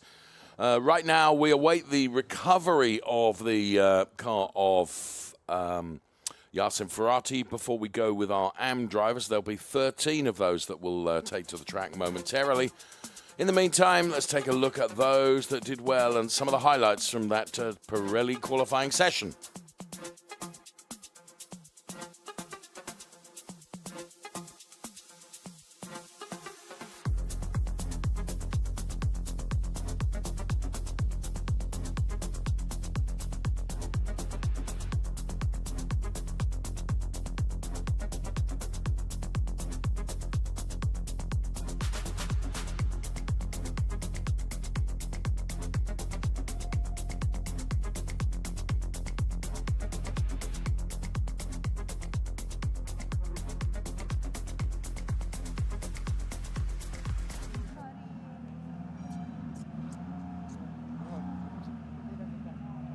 congratulations being afforded to Felix Herziger for having done a fantastic job once again in qualifying.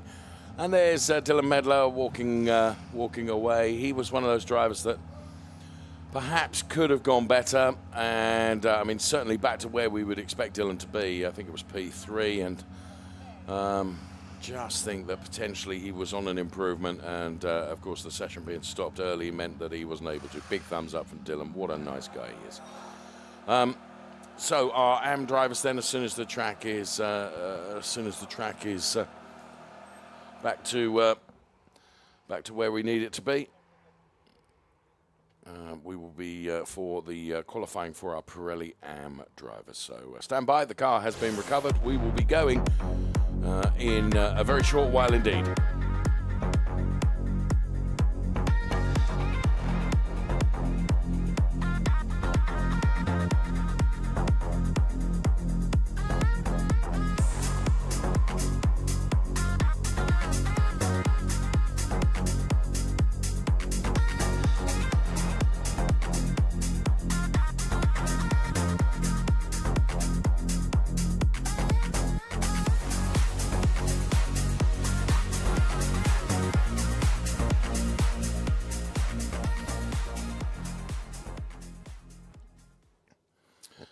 So our Trofeo Pirelli AM session will be starting in 1 minute and 50 seconds from now. So well done to the recovery team that have managed to get the Yasin Ferrari car recovered very, very quickly, and hardly making any impact on our schedule, as the session is going to start at 12 minutes past 10, so in exactly a minute and a half from now. Well done to Felix Herziger, who put it on pole position for our Trofeo Pirelli drivers, who will put it on pole for our Pirelli AM drivers. Well, as you can see, the drivers are lining up, ready to get going, including Michael Verhagen and Marco Zanassi, who are the two cars, or they are the two cars that you can see there. Andrew Morrow, Danilo Del Favro, Herbert Guys, David Akabadzi, Rafael Duran, Mikael Verhagen, Matt Rosner, David Gosner, Marco Zanassi, Otto Blank, Hanno Laskowski, Armin Arifport, and Hendrik Viol. And as we mentioned the Hendrik Viol name, there he is, the Scuderia Prague driver, being belted into the car. Had a fantastic time of it yesterday, taking the win, richly deserved. Scuderia Prague driver Hendrik Viol, very much in the championship chase last year, as we look at the Danilo Del Favro car right now.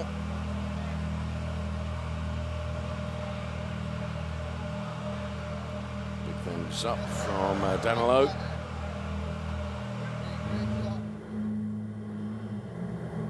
Finished P7 yesterday, and here comes Herbert Guys,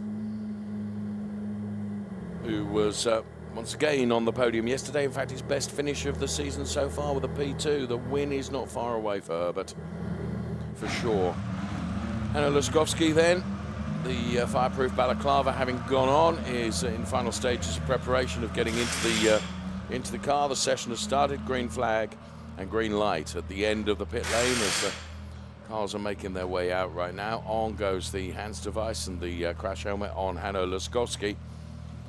And yes, 13 drivers taking to the track for 20 minutes, with track conditions improving minute by minute by minute. There's still water around, as you can see, still all on wets, that's for sure, and I don't see a scenario in qualifying where you're going to get to the crossover point between wet tyres and slicks. I really don't see it drying out enough for that.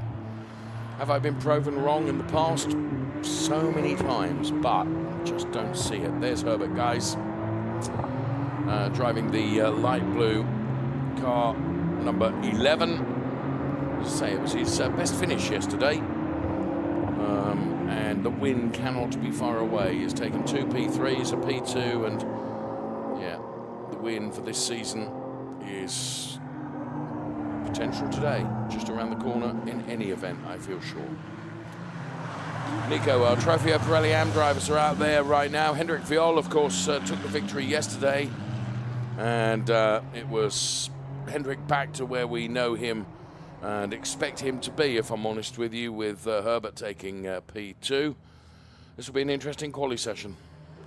Yeah, that's for sure. It was an interesting race yesterday, Very and much so. Hendrik Viol went from P4 in the overall standing to the very top by dint of the likes of Marco Zanazzi and Michael Verhagen having fairly forgettable races and results, and that means with everybody being bunched up coming into this weekend, the order was totally reversed, and we will see what will happen today. Obviously, Hendrik Viol with the Brno round just 2 weeks away.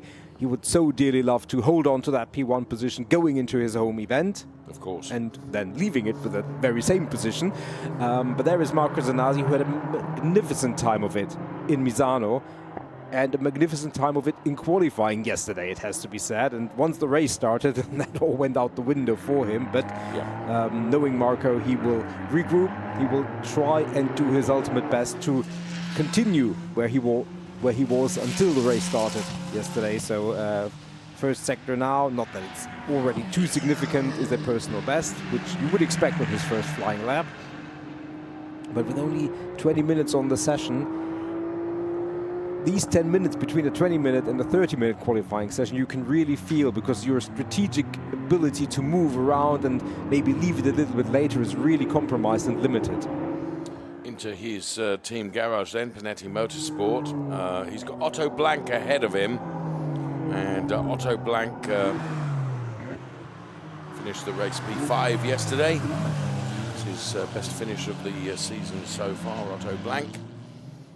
Marco Zanazzi then, we'll see what he is able to put together today, and as Nico says, he will want to right the wrongs of yesterday's race in particular. Qualifying was a fine performance, but the race not where he wanted it to be. So give us a couple of minutes before we can get some meaningful lap times up onto the screen and board. Motor Service Panetti Motorsport then, the team that engineer Marco Zanazzi, who drives the 69 car, you can see he's bailed this lap now, and then re-accelerates to go for the next lap, buying himself some space on the tarmac ahead of him. There are 4.574 kilometers of it around the Hockenheim circuit. First times on the board for Michael Verhagen, David Gosner, Otto Blank. Herbert Guys has gone third fastest. Marco Zanazzi, we know he bailed the end of the lap to give himself a start for the next lap. Here's Hendrik Viol, Scuderia Prague Racing. And Hendrik then, this will be his first timed lap, so don't expect it to be the lap time that he will be satisfied or conclude the session with, but it will give us an idea. Michael Verhagen then with a 1:53.823. We still have 15 minutes of the session. I say that as if it's an ample and plentiful amount of time left. It goes very, very quickly. 10:17 local time here in Germany. We're about an hour from Frankfurt, maybe an hour and 10 or 20 from Stuttgart. Track which was started back in the 1930s and has got a rich history and heritage of motorsport, and Michael Verhagen has got a rich and very, very aggressive Sector 1 and Sector 2, which have been painted purple, which means that he is aiming and targeting beating his 1:53.823 time for Ferrari. Warsaw rounds the south turn now and heads to break the timing beam. 1:53.823 becomes a 1:51.318, Nico. Good time from Michael. Absolutely, and Michael had a brilliant, blistering good start to the season, and then from Misano race 2 it went downwards a little bit. Didn't really figure at all yesterday, it has to be said. Neither in qualifying nor in the race was he at the very sharp end of the action, but that has already changed today, and maybe he will find the Hockenheim ring in these conditions much more to his liking. Certainly early indications are as such. Hendrik Viol, P8, not too important at this stage of the qualifying session, but he is improving and he's going through his progression, trying to get as quick a lap time as possible, as Danilo Del Favaro puts it on P2. Marco Zanazzi P3, Henrik Viol currently P11, but that is certainly looking like a quicker lap time this time around, entering that Motodrome section that really captures the noise and the lovely sound of the power plants of these 296 Challenge cars. It's like an amphitheatre, really, isn't it? As we can see inside the Scuderia Prague garage then, there's Alexei Komarov, who is watching on as well. His qualifying session done and dusted, of course, but there's good team camaraderie, isn't there? And that's why he's watching what Hendrik Viol is able to do. He momentarily goes down to P12 before going somewhat better and into P2. He's still a significant time down on Mikkel Verhagen, but as you say, he's just quietly going about his progression and getting better and better and better. So for the moment, it's Verhagen from Viol, from Del Favaro, from Andrew Morrow, who deserves a bit better luck than he's had thus far this weekend, and he's P4 at the moment. Here comes Hanno Laskowski, Nico. Yeah, and he had a good race yesterday after not having a brilliant season thus far, and we talked to him over a coffee this morning, and he said, yeah, I'm feeling it. I'm feeling better. I'm feeling more in harmony with everything, including the car here. And in different conditions than yesterday, he is trying to push, and certainly push he does. Now he's come up traffic. Let's see how much that hampers his progress. Currently in P9, he will finish the lap. The first two sectors were really, really good. Where will it stand? Well, actually all the way up to P2. I mean, it's still 1.9 seconds off the pace, and that just is an indication of how quick the Michael Verhagen times have been thus far. And there is Henrik Viol, who's one of the drivers who will challenge for that, currently in P3, and you can see after two sectors he is 4/10 down, but that's still a marked improvement over where he was. Andrew Morrow, in the meantime, puts it onto P2, so the North Island driver with a good attempt there. Marco Zanazzi, Henrik Viol, those two put the time on the screen for you.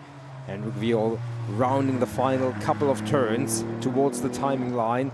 He's certainly going to be quicker than he was last time around. How good will it be?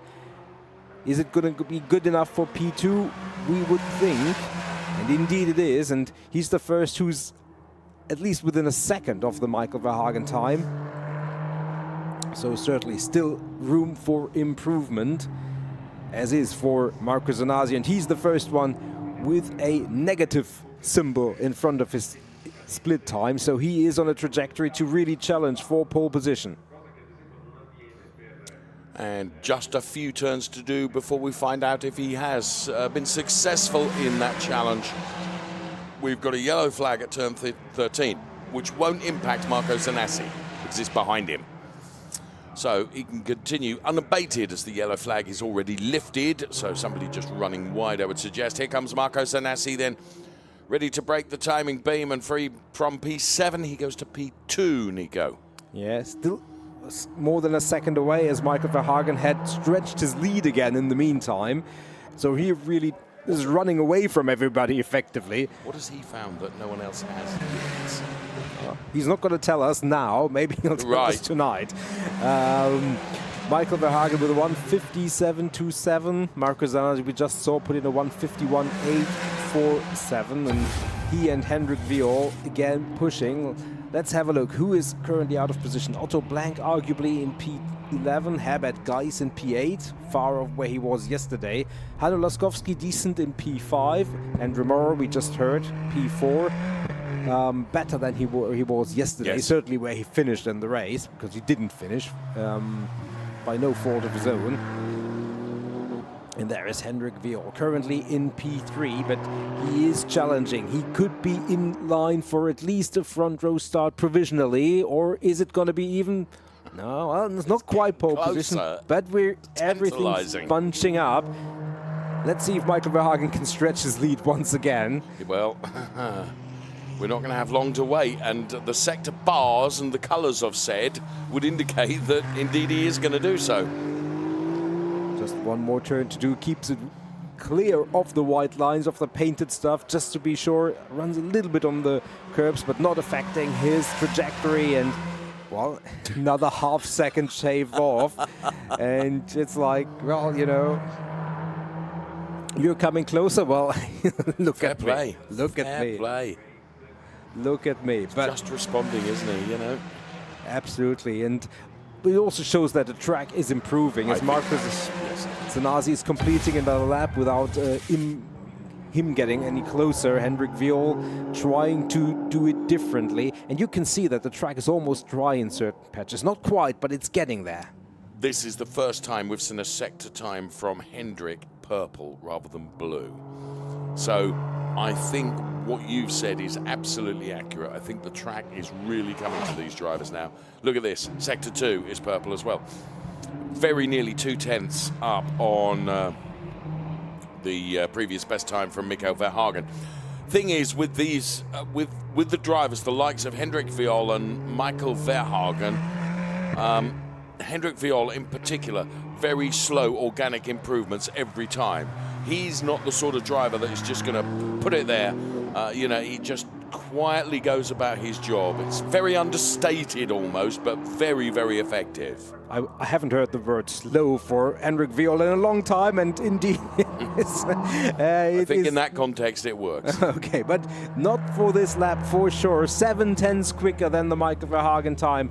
That's a statement and a half now, and this is exactly what he worked towards. And you're absolutely right. He didn't overdo it at the risk of, being too ambitious. You with Hendrik in particular, you think, there are some drivers it's win it or bin it. Hendrik isn't one of those, I would have suggested. Yeah, absolutely. So 6.5 minutes remaining. Hendrik Viol P1, Michael Verhagen P2, Marco Zanazzi P3 for the moment, but as you can see, on an improvement trajectory, and just one more turn to do now, just a blast off the throttle to the timing line. Stays P3. And not the final sector that he would have liked to have, and not the one that he would have needed to move up the order. And now it's Hendrik Viol who's in the lead and stretching his legs once again with the purple sector. So he's certainly now in rhythm and in the groove with the circuit, as Hanno Laskowski has moved up and unseated Marco Zanazzi from that P3 position. Two musical terms together there, and rhythm and groove. Doing a very, very good job, Hendrik Viol. And there you can see the very distinctive number 92 car. Now, to be fair, he lost a little bit of time in Sector 2, Nico, but Sector 1 was good. His previous best time of 1:49.487. Is this going to better it? Is this going to turn into an improvement time? I'm not sure. As he crosses the timing line, well, yes, by 2/100ths. By 2/100ths, he bettered his previous best time. Herbert Guys right now is currently running P6 in our qualifying session as we ride on board with the very driver now.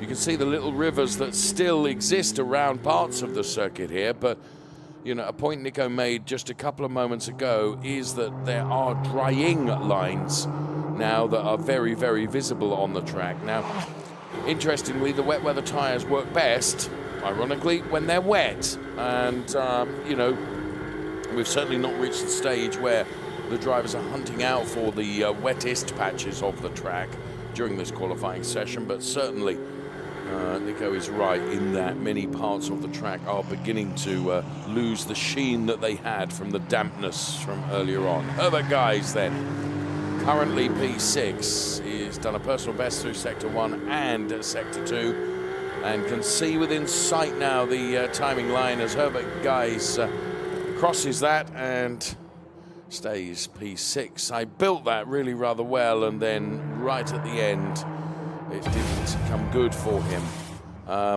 However, he will go again. What have we got? 4 minutes. We're beginning to reach the sharp end of this qualifying session now, where what have we got? Potentially 3 laps for some drivers. And there you can see Herbert's driver coach there with the headphones on, talking to him right now, saying, this is where you can improve. This is where I think you can find the time. And that's, of course, critical to what these driver coaches do and how they help their drivers, Nico. And that's crucial.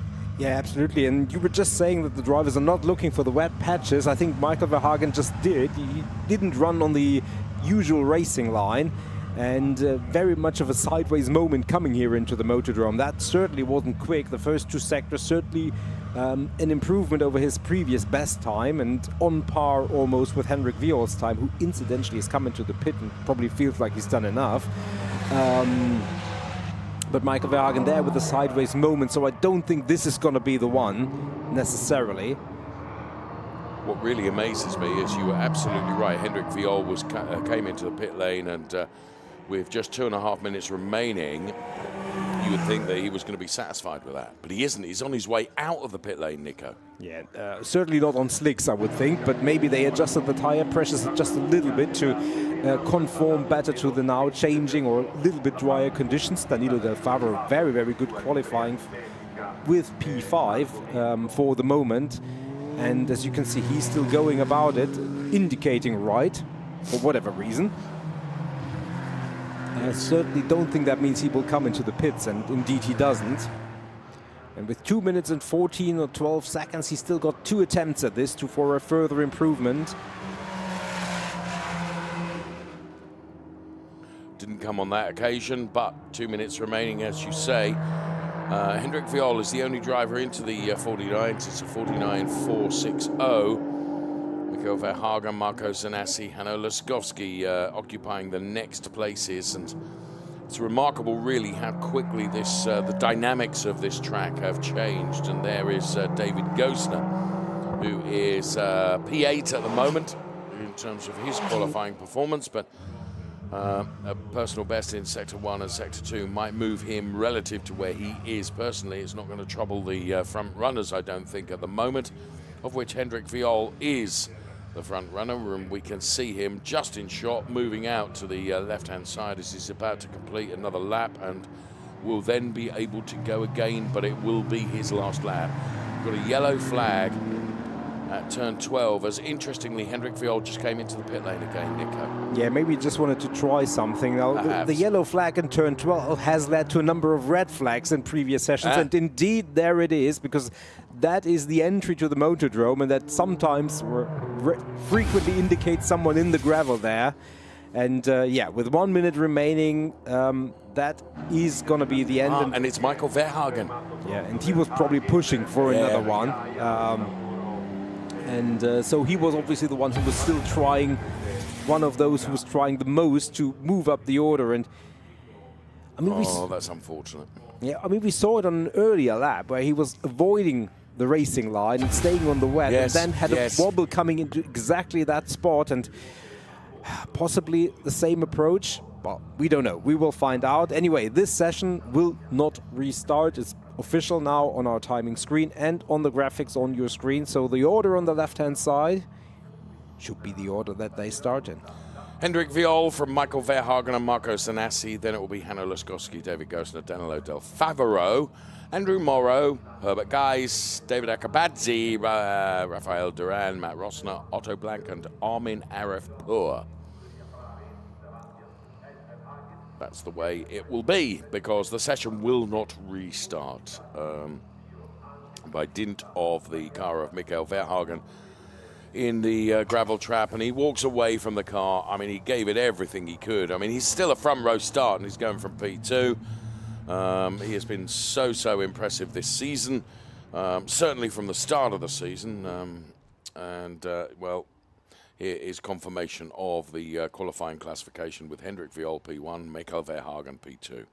Marco Zanassi, Hanno Laskowski on the second row of the grid, of the Trofeo Pirelli AM grid, I should say. Then David Gosner and Danilo Del Favro, Andrew Morrow, Herbert Guys, then P7 and P8. Ahead of David Akabadze, Rafael Duran, Matt Rossner, Otto Blank and Armin Arefpour. That's the way the Trofeo Pirelli AM drivers qualified for their second race of the weekend to come this afternoon.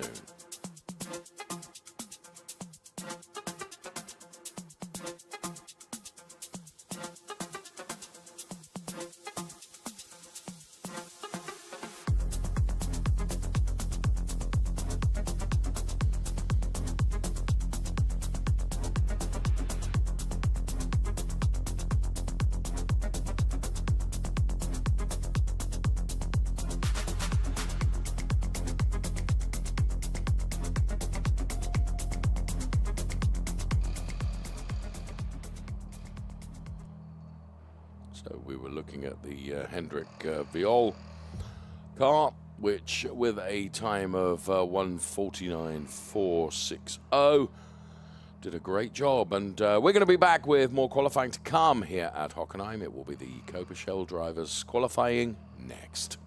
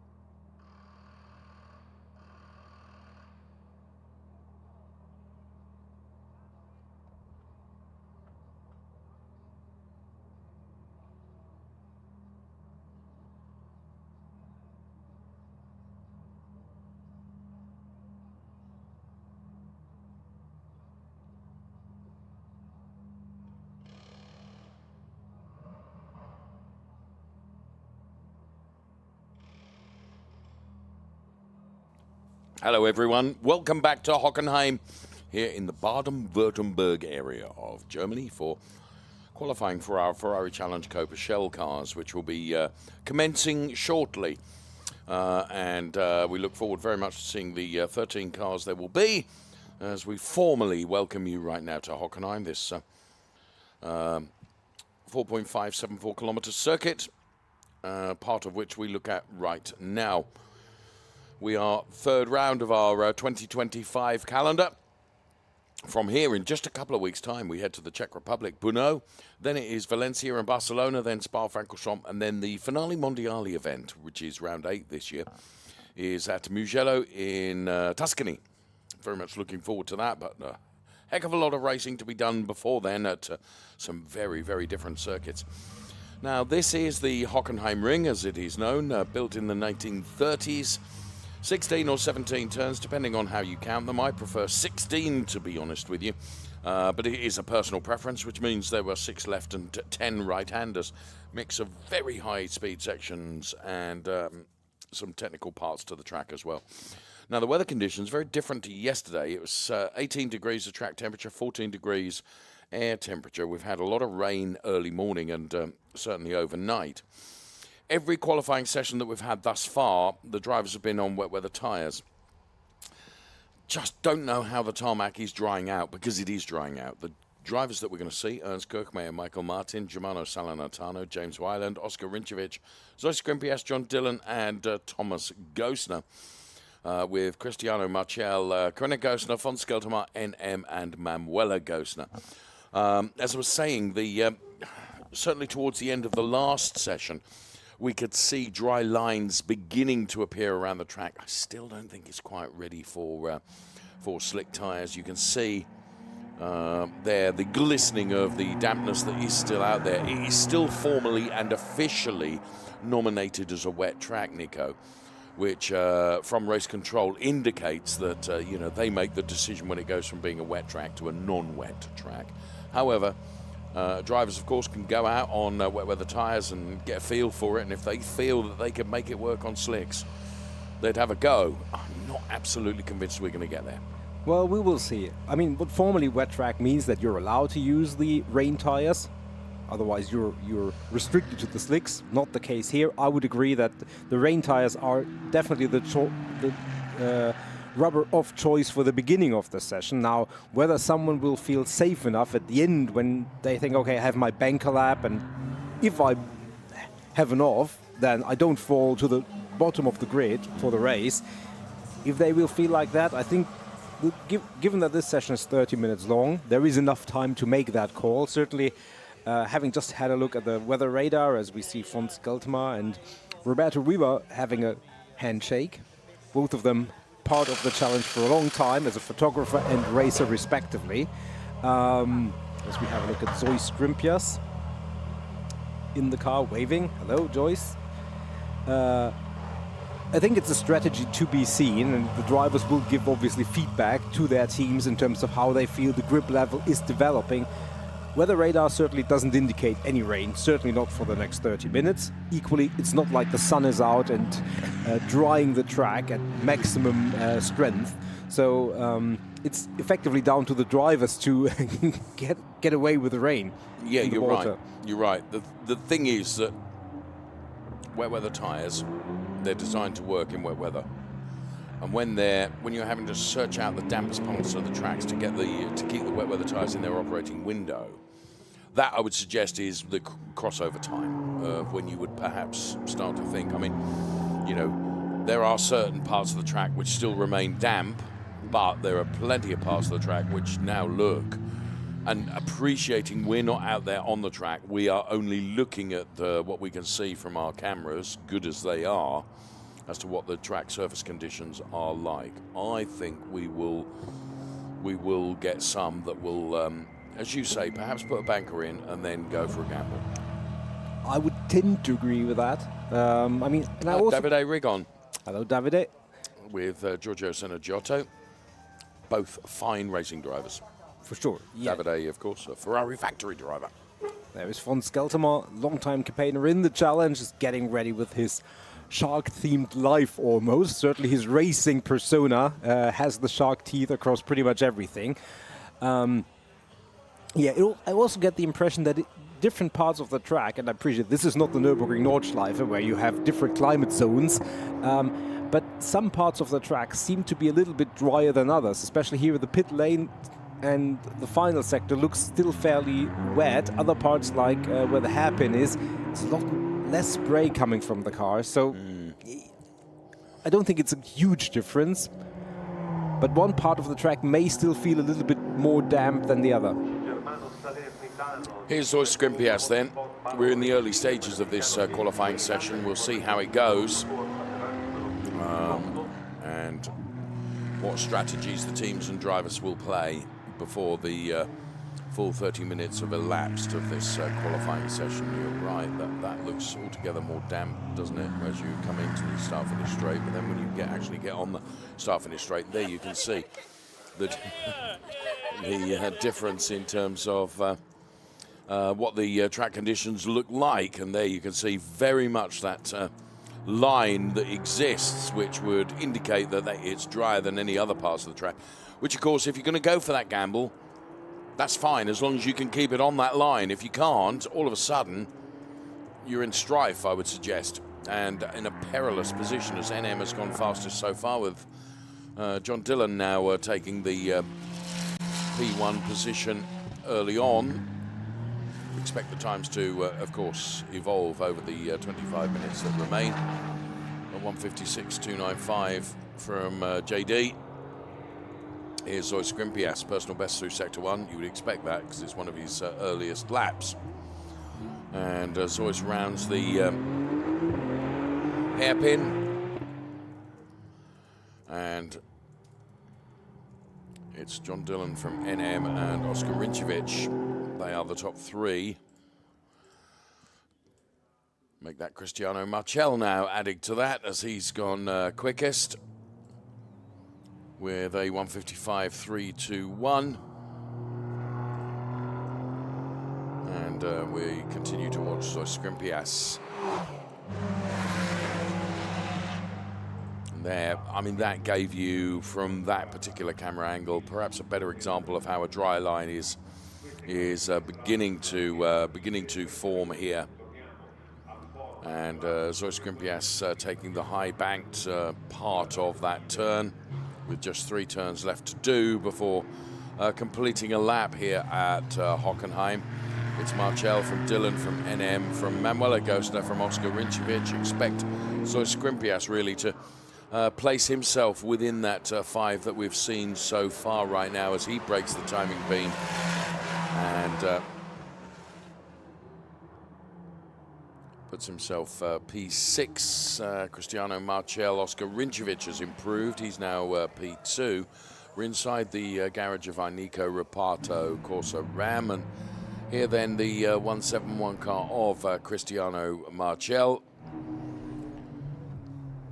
Sector 1 and Sector 2, both purple sectors. The car looking a bit skittish at the back end then, but if he can hold on to this until we get to the start-finish line, then it's going to be an improvement on his previous best time.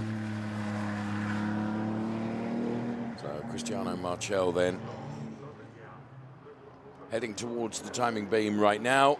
A 1:55.521, and that's a huge improvement of by very nearly 2 seconds. 1.821, so a time of 1:53.501 right now for Cristiano Marchel. Oscar Rinčević P2, John Dillon P3, NM is P4 at the moment, but Manuel Agostner has now gone second fastest. Here is Oscar Rinčević that we pick up on. Third at the moment, but Sector 1 and Sector 2, both very good for him. And hear the sound of this wonderful power plant, the 3-litre twin-turbo V6, which produces in excess of 700 HP for these Ferrari 296 Challenge cars. rounds the final turn. The Südkurve here at Hockenheim. And Oskar Rinčević improves by 1 place. 7/10 down on the Cristiano Marchiel time. Just about every driver on an improvement trajectory at the moment. There comes John Dillon, who's certainly one of those, and Benny Simonsen, his driver coach here, looking at all the data as John Dillon goes P1 with a 152.297.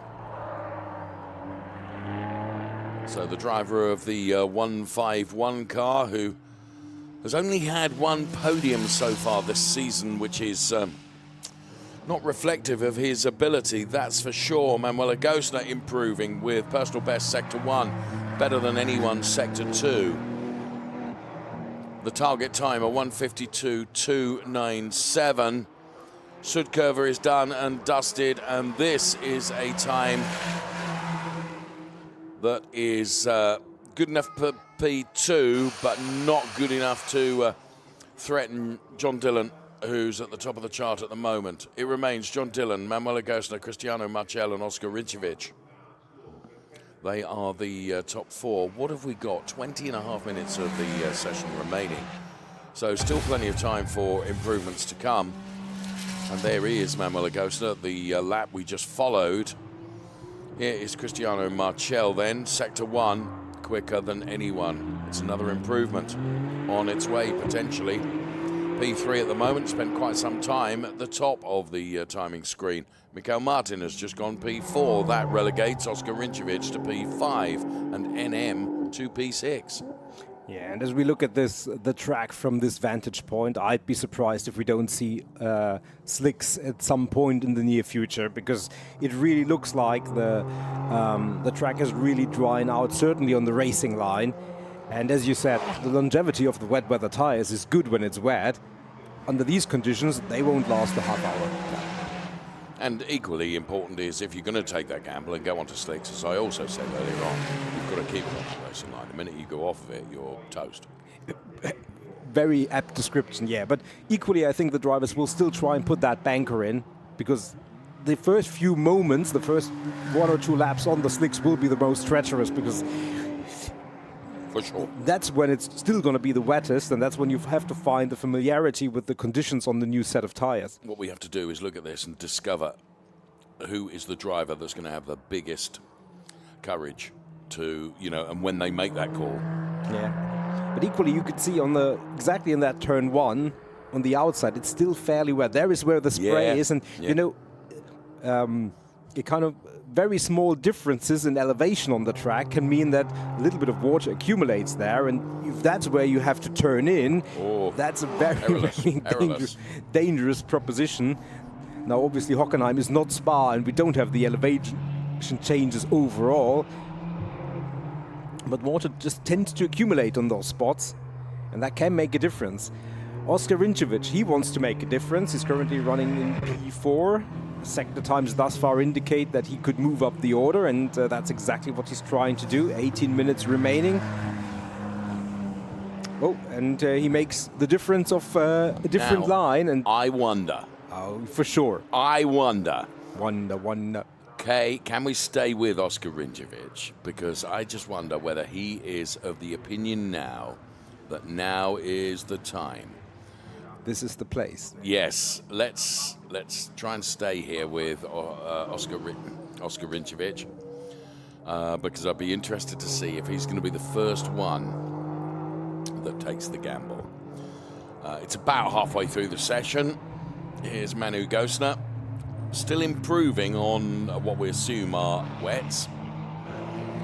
And you're right, there are parts of the track where it seems blindingly obvious that you should be on slicks. There are other parts of the track where it's less determined.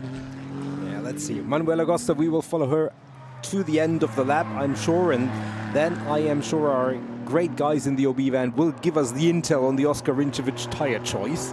But first, it's Manu Agostina, and it is a 152.297, and that becomes a 152.351, so not quite all the way up to the front, but only a few 1,000s, 100s off the pace. And when talking about a banker lap, I think that's fair. Von Skeltemer currently only in P10, and as you can see, his time is 31 seconds off the pace, so that is not what we count a banker lap. He will go again, had a little bit of a sideways moment there into the hairpin. Let's see what that will do with his sector time. The Shark traditionally has been very strong in the wet. He has been very strong overall, but specifically in the wet, he has had very, very good results. And now let's see what. Just wonder whether Fons, you know, just looking at his times relative to everybody else. Just a thought process going through my mind. If he's already on slicks? Wonder. Potentially.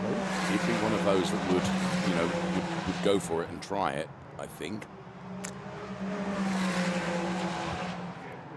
Yeah. There's different sides to the argument. I would also think that Fons, with all his experience, wouldn't leave it without a banker lap, knowing that you can make one mistake and then you're in the gravel and then you have no opportunity to move up the order. But, you know, there are different sides to the argument. Von Skeltemer certainly on his way to significantly bettering his 2:24 time, and indeed he does. He still stays in the same position, but 30 seconds quicker than the last time around. Irrespective of what choice Fons has made, I'm amazed that we've not seen times yet from Ernst Kirchmeier or Germano Salernitano. Now, Ernst is on his way out. James Wyland, of course, Nico, didn't appear yesterday and hasn't set a time yet either. Not seen him in the paddock this morning, I have to say. Here is Thomas Gosner, improving.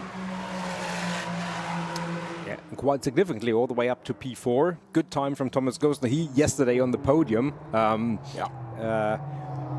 I want to say together with Manuela Gosta, because she did it on her own merit and she actually made it P1 where Thomas was P3, but it was a very joyful Gosner podium, it's fair to be said. And NM had a very eventful race yesterday, I think is equally fair to be said. And some, yes. Was leading the race for a short time at the beginning, then spun, then recovered, and then had more incidents coming his way. I think he's one of the drivers who will be happy with a less eventful race today. Here comes John Dillon and NM both into the pit lane. 14 minutes remaining. I suspect that... And John Dillon has put it on P1 provisionally. He was he not already there? A 151.964, I think, was... I just wonder. Right, I can see we've got a feed into our studio. And John Dillon was definitely on wets, and I can tell you from the feed in our studio that he's staying on wets, Nico. Yeah, absolutely. Okay, well, that's gone against what my train of thought was. I thought John was coming in and some slicks were going on, but that is not the case. It's a new set of wets. Now we see Manuela Gosta coming beneath our commentary window. Those are our number 1, number 2 drivers as it stands right now. So maybe we'll get a different intel from what the Reparto Corsa Ram team are going to do. I mean, John is a driver who you would think that, you know, certainly towards the end of the session, he would give it a go. But, you know, it's a decision that's been made jointly by the team, the driver coach. So maybe they feel like, actually... And here you can see those wet tyres going on. It's a new set. And that has taken me by surprise, Nico. Yeah, I agree. And but, I mean, we still have 12 minutes remaining. Right, what's going on the Manuela car?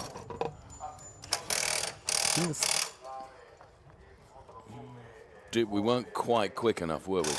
There are adjustments being made to the rear wing on Manuela's car as well. Here's Ernst Kirchmeier. Dominator of the day yesterday. Really, really strong qualifying. And just brought it out of the pit lane, look, and has already gone back quicker than anyone through Sector 1, Nico. Yeah, absolutely. And that is a driver's dream. You put as little strain on the tires as you can possibly do. Set maybe 2 very good flying laps. Yeah. And get it back into the pit lane, have another coffee, enjoy pole position. You sound it, you make it sound so romantic and poetic. So easy. Yeah. Which it isn't, unfortunately, or fortunately. We briefly had a yellow flag in turn 17, so the final turn, but that's been lifted. So that Here lap comes Ernst on a mission.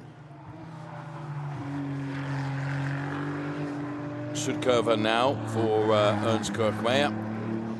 And this could be a time that will trouble the John Dillon time. And Ernst crosses the line, Nico, and on entry goes P1. I mean, just bring it out of the pit lane, do 1 installation lap, and then go quickest of anybody. Fantastic performance from Ernst Kirchmeier, 151.788. This is Corinna Gosner. And Corinna Gosner driving the 173 car was the reason for the yellow flag momentarily as the back end of the car went around on the final turn.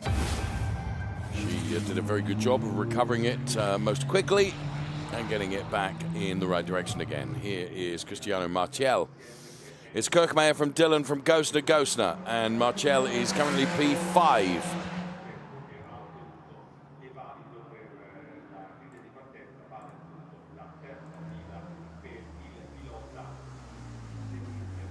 And around the double apex south turn that we can see right now, and heading towards the timing line. And we've got 10 minutes remaining in this qualifying session for our Ferrari Challenge Copa Shell cars.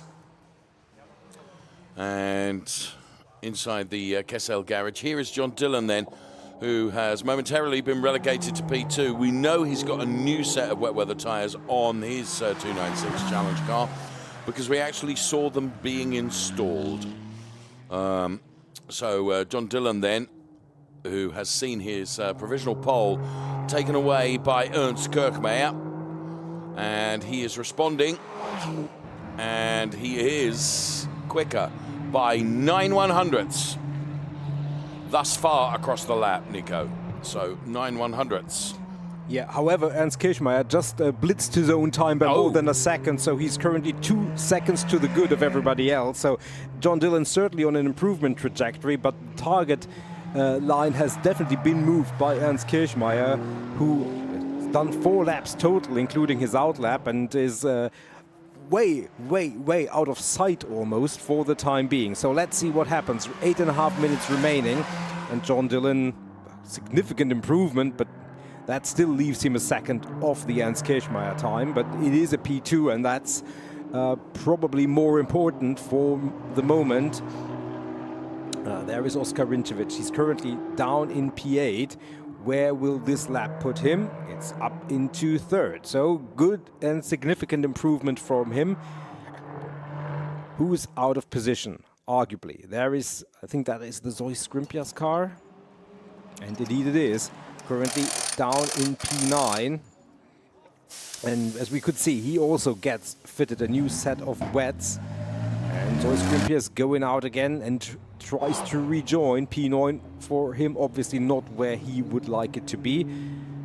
Ernst Kirchmeier, totally different story. This is not a quick lap. The second sector not at pace, and you can see he's not pushing at this stage of the lap.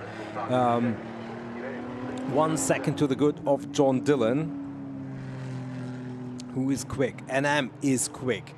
He just came out of the pits. He is reinstalling, and he is having another go, needs to be, because he's down in P11. And Kirchmeier has done exactly what the racing driver's dream would be if he stays in P1.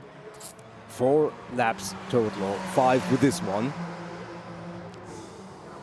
And he is, as we follow right now, There is NM. Be very interesting to see. I think, and again, from our feed that we have in the studio, I appreciate these are pictures that you can't see. I can see some slick tyres being readied, Nico. Yeah, definitely. Are they for the Ernst Kirchmeier car? He's just come into the pit lane, hasn't he? He's banked. He's banked a time that's good enough for P2 because Manuela Gosner now has gone quickest with a 1:49.762.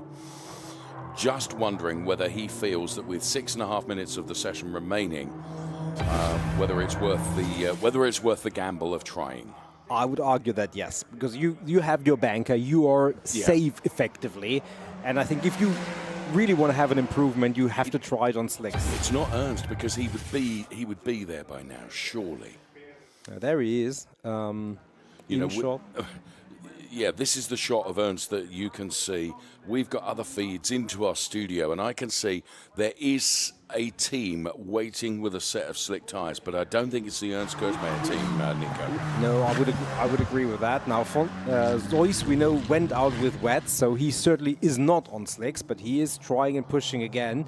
Now, there is the rationale of changing the wet weather tyres because they don't hold up under these drying conditions for the entirety, so you still have to change.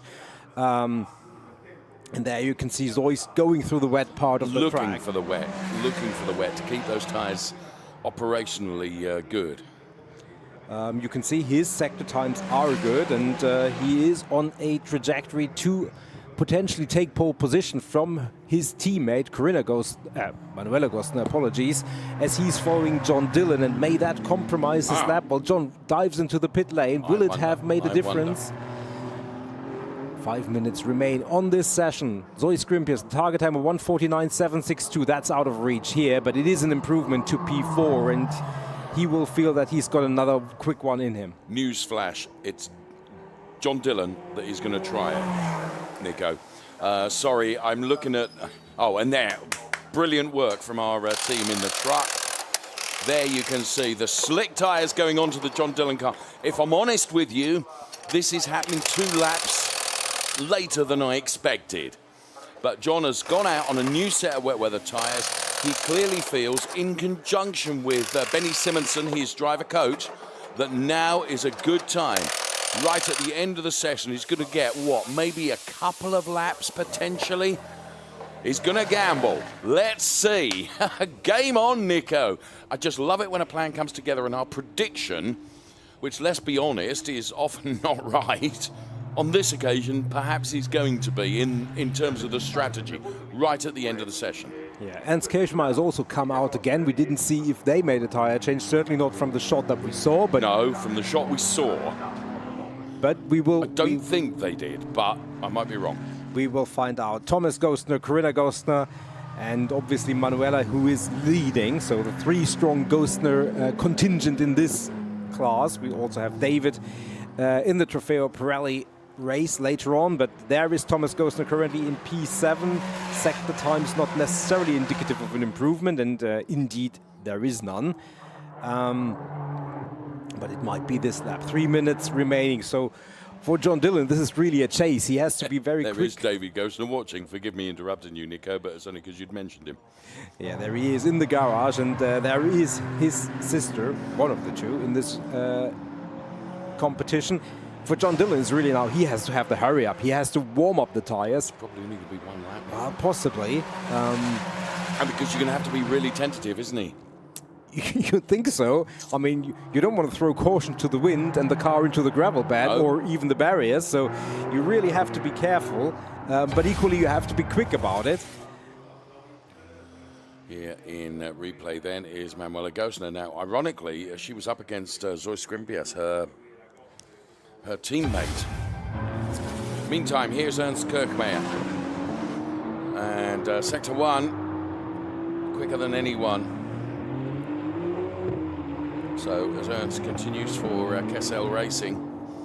Fons Geltemar, he was taking a very, very wide line. We could just see at the back of the shot. I don't know whether Fons actually ran out of track at that point. Don't know. So Just have a look at the sector times for drivers out there at the moment. We've only got just 2 minutes left, and I wouldn't have said thus far, Nico, there's any indication from John Dillon that the choice has been the right one yet, but I still think he's probably tentatively installing the car before going for one right at the end of the session. Yeah, I would agree. Certainly the sector times indicate that. Sector times from Ernst Kirchmeier, I believe he's had only purple whenever he was pushing. I mean, it's literally every lap that he has pushed, he had only purple sector times, improving, and I mean, he's currently in P2, and I rather dare say that that's going to be P1, and it's by 1.25 seconds. I mean, that's a huge margin, isn't it? Absolutely, that is a huge margin. He had the pace yesterday, and he certainly seems to have lost nothing of that in slightly different conditions, not as wet as it was a couple of hours ago, but certainly still far from the bone-dry situation we had yesterday. So we're at 52 seconds remaining. There comes Zoe Skrimpias, currently is in P5, and that is not changing this time around. Wasn't on a push lap. So let's see who has competitive sector times. Well, Ernst Kirchmeier does, and it's actually not a purple one for once, but it's only 3/1000ths of his previous best, so fair enough. Anyone else out there? Where is John Dillon? He's 2.9 seconds off the pace on the first sector, not really competitive. Thomas Gostner with a good one. Manuela Gostner, we will see. First sector, no. That's not going to be troubling Ernst Kirchmeier. And we have just 5 seconds left in the session. Make that 2-1. Checkered flag comes out right now. So, where John Dillon is on the track, he's not going to get another lap in, Nico, so we're not going to know whether the gamble was going to pay off or not. It's Ernst Kirchmeier from Manuela Gostner, who is not improving. Here is Ernst Kirchmeier, who has improved through Sector 2. He's made it purple again. He, of course, is being coached this weekend by Giacomo Altoe. And Ernst Kirchmeier going for it here around the Sud Curva. His previous best time, a 1:48.508. And he is a machine, isn't he? 2 1/4 tenths better. Here's NM, P3, make that P4 right now, as Thomas Gostner has gone second fastest. Whoa, big sideways moment for NM. He controls it, holds it, and heads towards the timing line now, and the checkered flag. And he goes P2. So despite the sideways moment, Nico, looks like a front row start for him. Unseating both of the Gostners. Who is still out there? Cristiano Maciel, maybe with a shout for an improvement into the second row of the grid, potentially. Zoe Skrimpias has finished. No, Cristiano Maciel just barely misses that and stays in P5, which is still a very good qualifying result. But I think with that lap completed, and as you can see now, the graphic confirms that everybody's in the pit or has seen the checkered flag, and yeah, can you say Ernst Kirchmeier? He missed perfection by 3/1000ths in terms of having purple sector on every push lap and sector that he did. Yeah, I think that's what you call good. he is amazing, isn't he? Absolutely amazing. Well, there we have it. Our Copa Shell qualifying session is completed. Ernst Kirchmeier P1, NM P2, Thomas Gostner P3, Manuela Gostner P4, then it's Cristiano Maciel, Zoe Skrimpias von Skeltermar, John Dillon. Then it is Oscar Rinchevich, Michael Martin, and Corinna Gostner, with Germano Salernitano not setting a time. So our qualifying session for our Copa Shell drivers is done, and that brings to a conclusion our qualifying for the races to come this afternoon. It's going to be a real test for our drivers and teams to decide what the weather conditions will allow them to do with regards to tyres. Join us for the races, and please find out. Bye-bye for now.